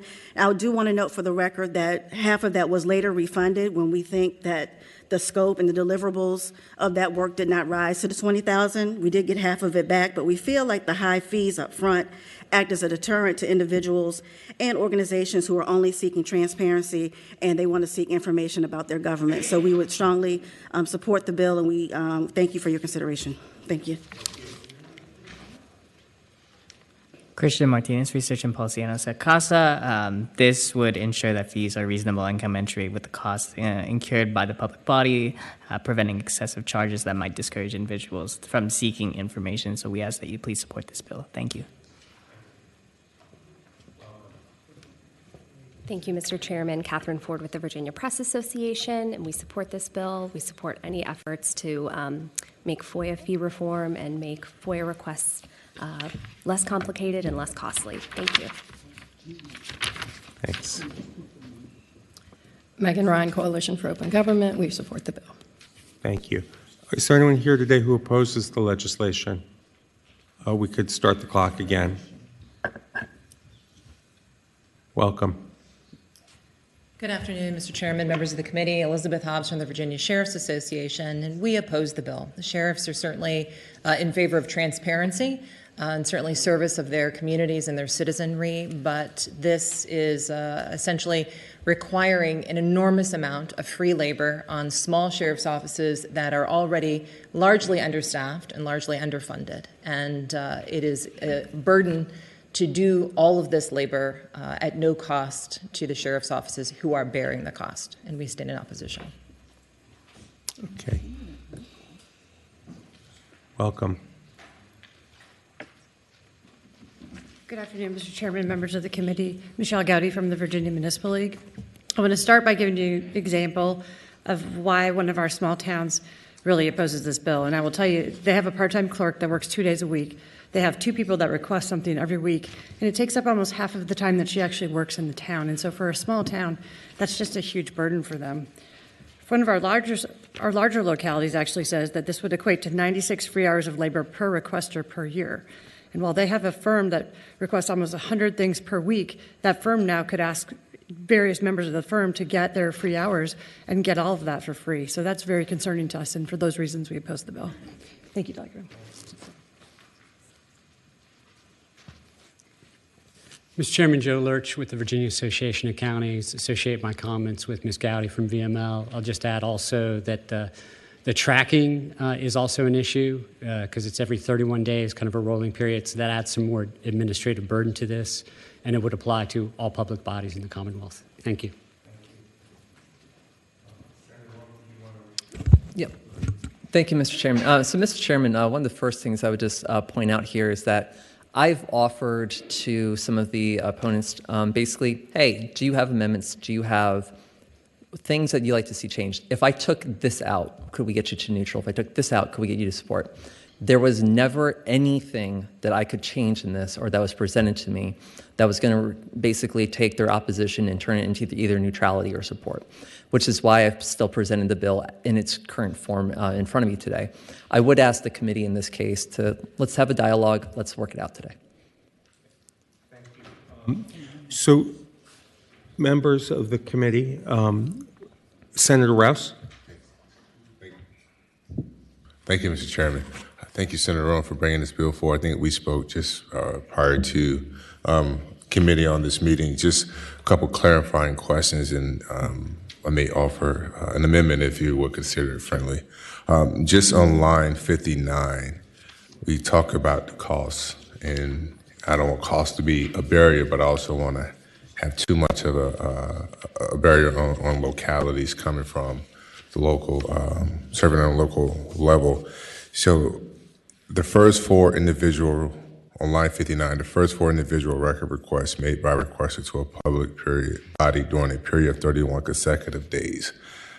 Does that reset after 31 days? Mr. Chairman, I would tell the senator that that is correct. It resets after 31 days. If you wanted to clarify that every month as opposed to 31 days, so that it could be 28 in February and 31 in March, I would find that to be friendly. So, yes, every month. And then would you also be open to having the first two, and I'll tell you how I got to just the first two record requests, because from the locality that I represent, Virginia Beach, we have formal meetings every 2 weeks. And so while the informal is always provided, I would think someone would want a transcript of the formal meetings. And I understand that's just, I'm looking at it from that single perspective, but would you be amenable to that? Sure. And so, Mr. Chairman, I would tell the senator that, yes, I'd be amenable to that. One thing I would ask is that, and this is based on a conversation I had with Senator McPike earlier, if we could have a way for the four, in this case, to at least be tied to people who are engaged in journalism. So basically, what we did in 2020 when we passed my SHIELD law, this is under section 19.2-271.5. We have the definition for news person. And so I would basically ask that for people who are in that working definition capacity of news person, that we would be able to allot them what the current bill is.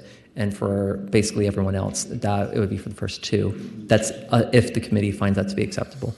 Yeah, I'm sympathetic to trying to limit this a bit, and what I think can cause a lot of work for some of these localities or sheriff's offices is people who are what I would call frequent flyers, who don't even know what they're looking for, that they want to just put in FOIA request after FOIA request and search for a story that may be there, maybe it's not, I don't know. But I'm more sympathetic to limiting the hourly fee, and if you're going to talk about free, make it a number of times a year. That's my personal feeling. I don't know about other members of the committee. But I think that you don't want to have one organization just constantly cycling through. But the mother you described wanting to get video footage of her daughter potentially being abused in school or wherever shouldn't have to pay $8,000, and she's probably not filing FOIA requests every month or twice a month. Are there other members of the committee? Senator Rouse. Thank you, Mr. Chairman. I would agree if we could, the free FOIA requests a year as opposed to a monthly basis that they get so many.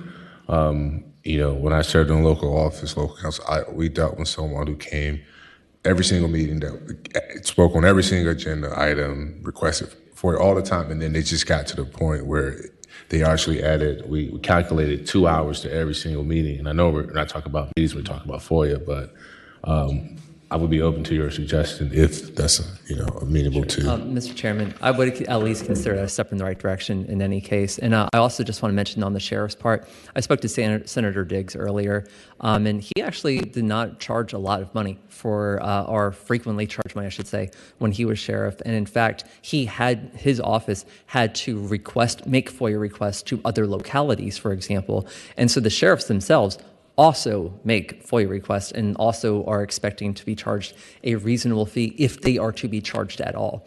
And the central premise of this argument is these are public documents that have already been paid for by the taxpayer. This is essentially paying twice for the same thing. Senator Jordan, you had a question? Yes, thank you, Mr. Chair. Senator Rome, so I agree with your intention of the bill, absolutely. The problem I really think, especially for more rural localities, you're very fortunate to have, money, budget, resources, maybe that we don't, and some smaller spaces. I would really like to see if you would be open or amenable to exempting maybe localities of a certain size, or either allowing them an additional amount of time since their resources are much more constrained if the bill proceeds forward. Mr. Chair, what I would be happy to do is maybe after today, if we want to sit down and talk either like by planning district or by locality size or something along those lines, while of course I would prefer that we, have that. Let's see if we can come up with a floor amendment then in that sort of case. If we're going to work on it, like basically locality by locality size. At the same time, I do want to also point out we do have abusive FOIA fee problems in small towns and in small localities, and so I don't want anyone to just get a free pass on this. I do want to point out that Senator Rome has put a $33 per hour cap on the fee after she's got the first 2 hours free, but maybe even that could be adjusted. But a $33 an hour cap means the locality is getting reimbursed, so it stops people from being the most just filing them for filing's sake. They have to pay something that maybe would help some of the smaller localities recoup part of their costs. How does the committee wish to proceed? Do people want to amend this bill or put it forward as is? Senator Rouse. Thank you. I just want to point out, just for the record, Senator Rome has stated she reached out to all the stakeholders for their input, and so I really feel like it's a disservice to Senator Rome to be standing up at the dais trying to make friendly and was open to accepting friendly amendments when you've been asking quite some time. And so I don't know probably what's the best way to go forward if you want to, if you're open to pass this by temporarily so we can get all the amendments in by for today, so we get all the amendments in and then bring it back. So I don't know, Mr. Chairman, what the process is. Okay, well, this bill, if it's successful, would need to go to finance, so we don't have the whole session to tinker with it. But we could take it by for the week if we can get a. Mr. Chair. Yes, Senator Could we Pillion. get VML and VACO and the sheriffs to agree to actually come to the table and work with her and come up with a solution that's acceptable to everyone? Or and if we can't, then we'll move forward however we need to. Yeah, so the representative of VACO VML, can you just come forward for a moment? Would you be willing to commit to meet with Senator Rome in the next several days to and the sheriffs see what and see what you could live with better than other things, knowing that there's some appetite among this committee to move forward in one way or another? We're happy to have conversations with Senator Rome. Absolutely. Okay. We've had very good conversations in the past about it. Okay, so if you could just keep us posted, Senator, and we'll assume that there'll be a substitute next week of one sort or another. All right, that's fine. And Mr. So you need a Chairman, I'm sorry. You need a motion. Is there a motion to take this by bill for the week? Okay. All in favor of SB 324 going by for the week, please signify by saying aye. Aye. Any opposed? Okay, so that's by for the week. If you could talk to me about the substitute before next Wednesday, that would be great. Thank you, Mr. Chair. I want to also, if members of the committee, if you're interested, please let Delegate Rome know today so she can keep you posted. Senator Rome. Senator Rome. Keep her posted. Okay. So now we've got Senator McPike. I'm not going to call you. Okay, and then you'll be next. Okay. Members can press their little present. Oh, I guess it's not in there. Oh, okay. I guess it's.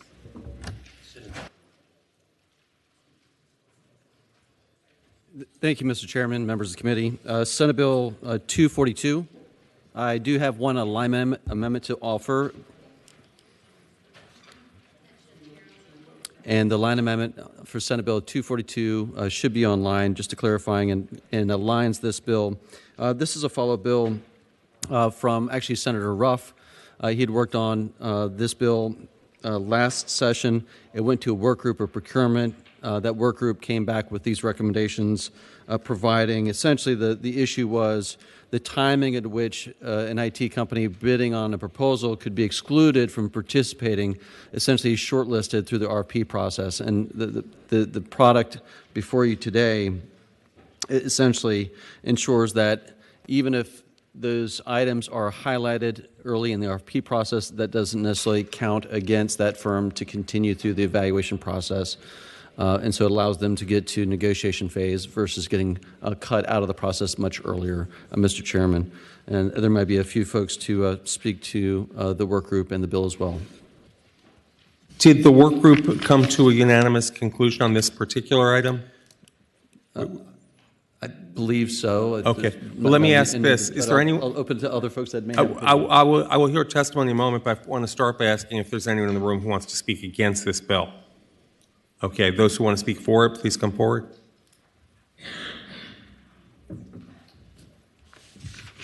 Thank you, Mr. Chairman. Andrew Lamar, speaking on behalf of the Richmond Technology Council and also the Virginia Chamber of Commerce, who couldn't be here today. As the Senator said, it was a recommendation of the procurement work group this past summer.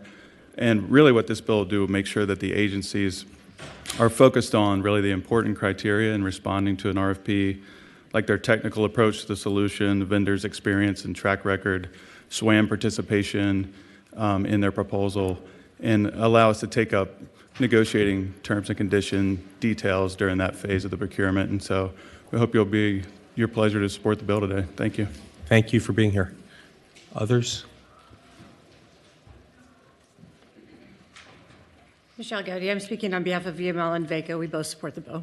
Thank you. Good afternoon, Mr. Chairman. Eric Link on behalf of the Northern Virginia Technology Council, and we support the bill. Okay, thank you. Anyone else? Yes. Hi, Mr. Chairman, members of the committee. Christy Morton with Two Capitals Consulting on behalf of the Roanoke-Blacksburg Tech Council, and we support the bill. Thank you. Good afternoon, Mr. Chairman, members of the committee. Randy Pierce with Two Capitals Consulting on behalf of the Roanoke Chamber of Commerce. We also support the bill. Thank you. Okay. Do members have any questions, or is there? Oh, we have to first adopt the amendment. Move the amendment be adopted. Okay, there's a motion and a second to adopt the amendment. All in favor, please say aye. Aye. Any opposed? Okay, the amendment's before, the amended bill is now before us. Thank you, and I believe Senate Finance has requested this bill as well, if it's to report. Move to report and refer finance. Okay, there's a motion and a second to send to report and refer to Senate Finance. Unless there's further discussion, all in favor will be signified by saying aye if they support it, or no if they don't. Or, I mean, vote, you know what I mean. I'm a little rusty.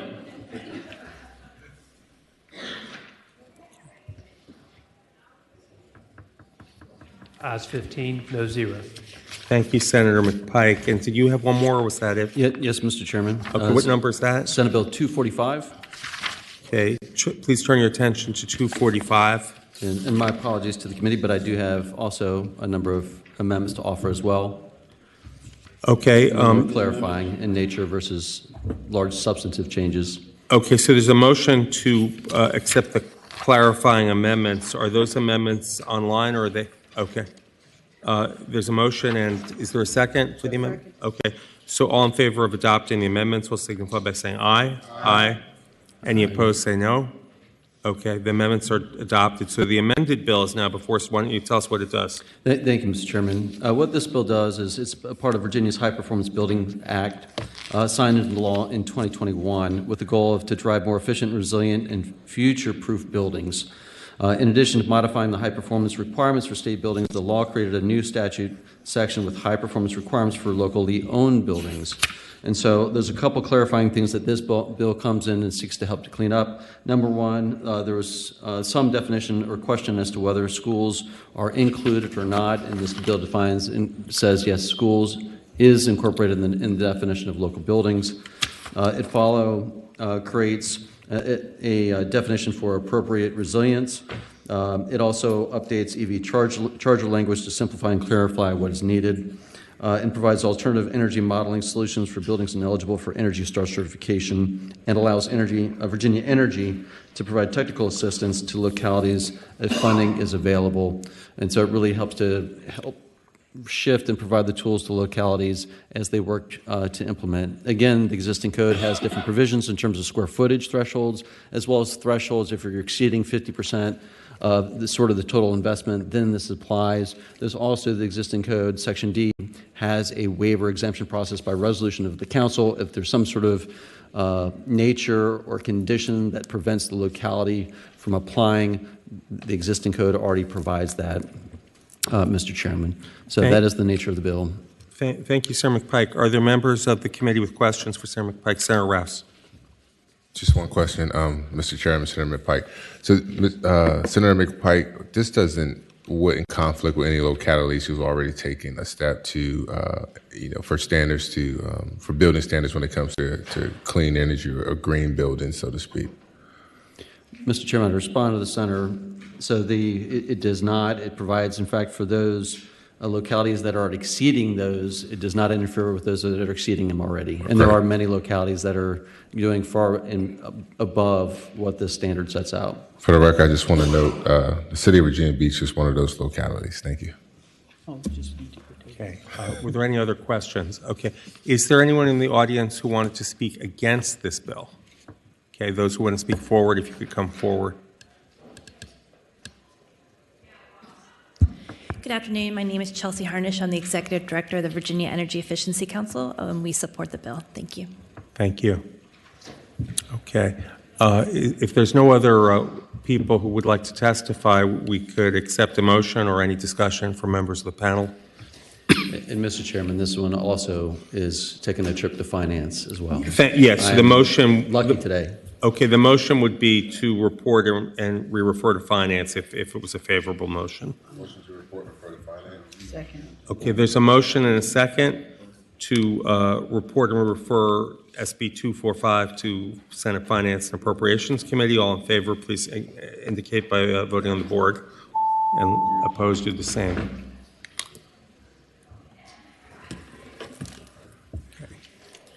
Ayes 13, no 0, 2 abstentions. Okay, thank you, Senator McPike. That Thank you, Mr. Chairman. is it complete your bills? Okay, so Senator Locke, and then we're going to go to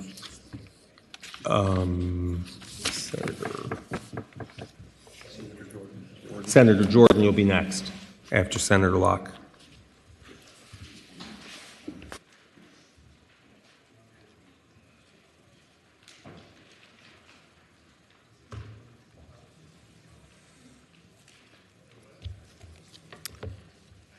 Thank you, Mr. Chairman. I'd like to take up Senate Bill 217.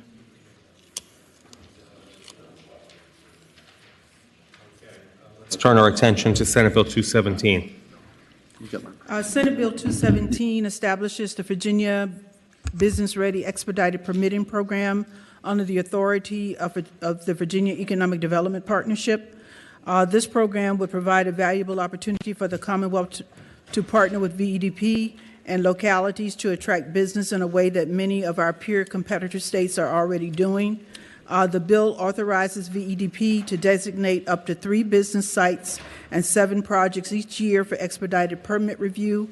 Eligible sites include those eligible for the Business Ready Sites Program, large mega-site type parcels, and eligible projects are those with significant local, regional, or statewide economic impact that have been approved and put forward by the governing body of the locality in which the project is located. Those could be relatively smaller but locally, regionally significant projects. Importantly, the bill requires that designated projects, where possible, be distributed equitably across the Commonwealth. It is not the goal of this bill to promote economic development in just one region, but rather statewide.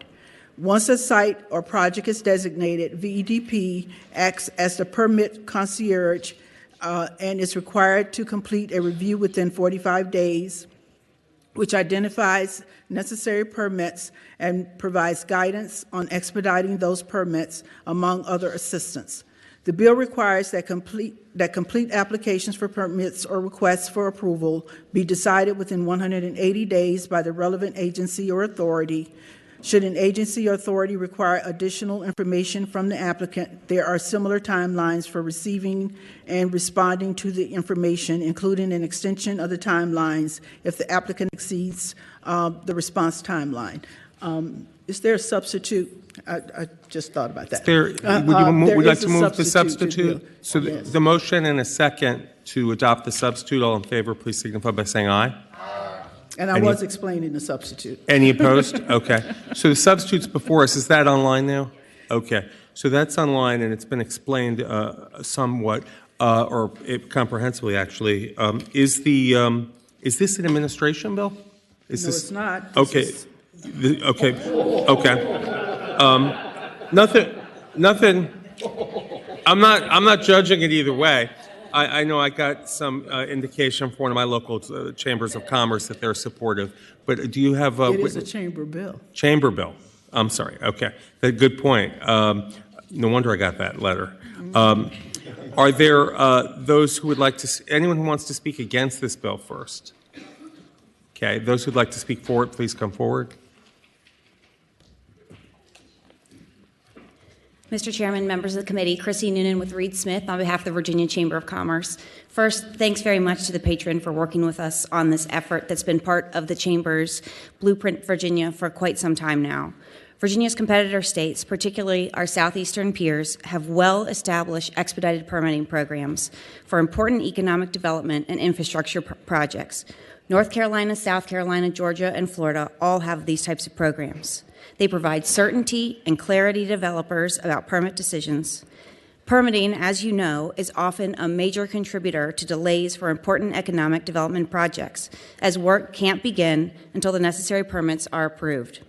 Delays add costs, not just to the applicants and to the developers, but costs that can be measured in terms of jobs and economic growth. The sooner a project can be completed, the sooner folks can be hired to start working. Establishing a clear timeline and process for permit decisions for these projects is critical to project developers and other stakeholders. On behalf of the Virginia Chamber of Commerce, I respectfully request that you support this legislation that gives the Commonwealth another tool in building and maintaining a robust economy that supports all regions. Thank you very much. Thank you. Mr. Chairman, members of the committee, Nicole Riley, Senior Vice President for Policy at the Virginia Economic Development Partnership. We are very excited about this proposal that the Chamber and the Senator brought forward. We do think it will be a great complement to our already existing Virginia Business Ready Sites program. And we do think that this will be a tool that we'll be able to market on very competitive projects to make Virginia very competitive and an advantage when companies are doing their site selection. We also really appreciate the Senator and the Chamber working with us on a number of changes to the bill to really help us with just the process to make sure that will go very smoothly. And with the substitute, we are very excited to begin implementing this program. So, thank you. Okay. This bill has been requested by Senate Finance and Appropriations Committee, so the motion, if successful, would be to report and re-refer to Senate Finance. So moved, Mr. Chairman. Second. Okay, there's a motion and a second. Please indicate your preference on the electronic voting board.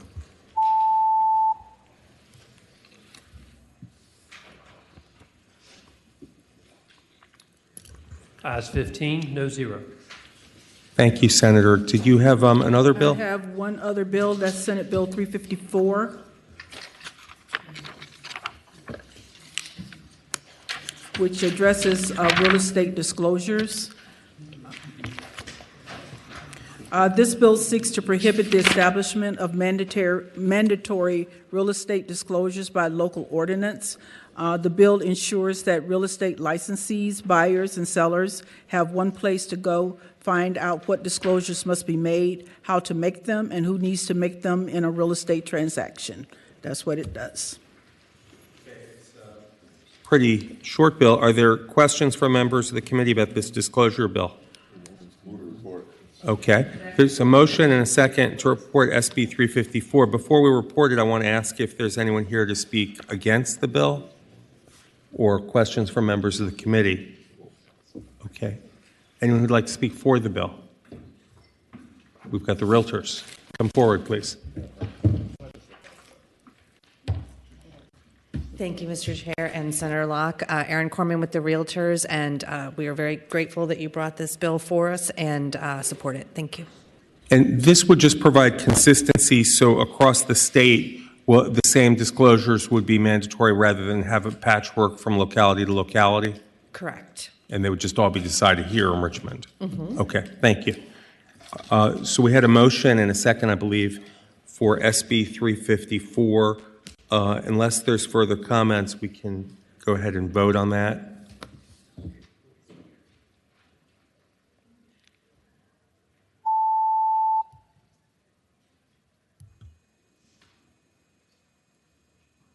Ayes 15, no zero. Thank you, Senator. Okay, Senator Jordan.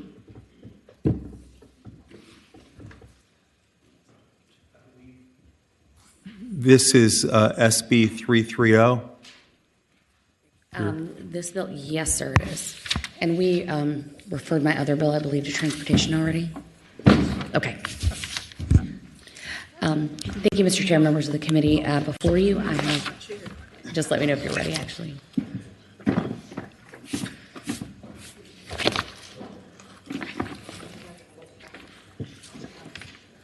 Okay, this is continuing education bill for realtors. Yes, I just want to make sure you're ready. Senate Bill 330 reallocates existing credit hours for real estate salespersons. They still have to they are still required to complete the same amount of hours. This is just reallocating electives to certain content areas that are of prime importance, including agency contracts and legal updates, which would add instead of 1 hour, it would increase it to 2. This is a bill that I believe the realtors support. I don't believe there's any opposition. I'd be glad to entertain any questions the committee might have. Does anyone have questions about this legislation for the patron? Okay. Is there anyone who wanted to speak in favor of this bill? I assume the realtors do. Let's see. I'm getting a thumbs up. Erin? Yes, we do support the bill. Thank you. Okay. And was this is this originate with the realtors, this legislation? Yes, it did. Okay, thank you. Any other members of the public who wish to address this legislation? Okay. Is there any questions or a motion? Okay, there's a motion to report SB 330 in a second. Please indicate your preference on the voting board.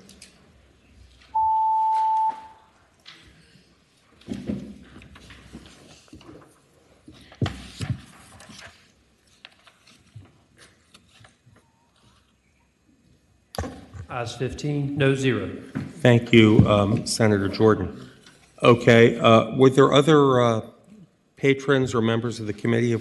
Okay, I would just say we're ready to adjourn, but I just want to stress that the meeting of the gaming subcommittee, which is scheduled, I guess, for Tuesday after the Privileges and Elections Committee concludes, it has a hefty agenda. And when we take up those bills, we're going to have a really large agenda next Wednesday. Try and, if you're not on that subcommittee, you might either want to go to the committee if you have in-depth questions to see them presented, or talk to your colleagues who are on it before the meeting, because we're not going to take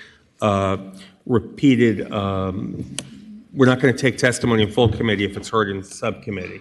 So, and anyone who has an interest in that should plan on staying tuned to the electronic docket that Senator McPike will have posted.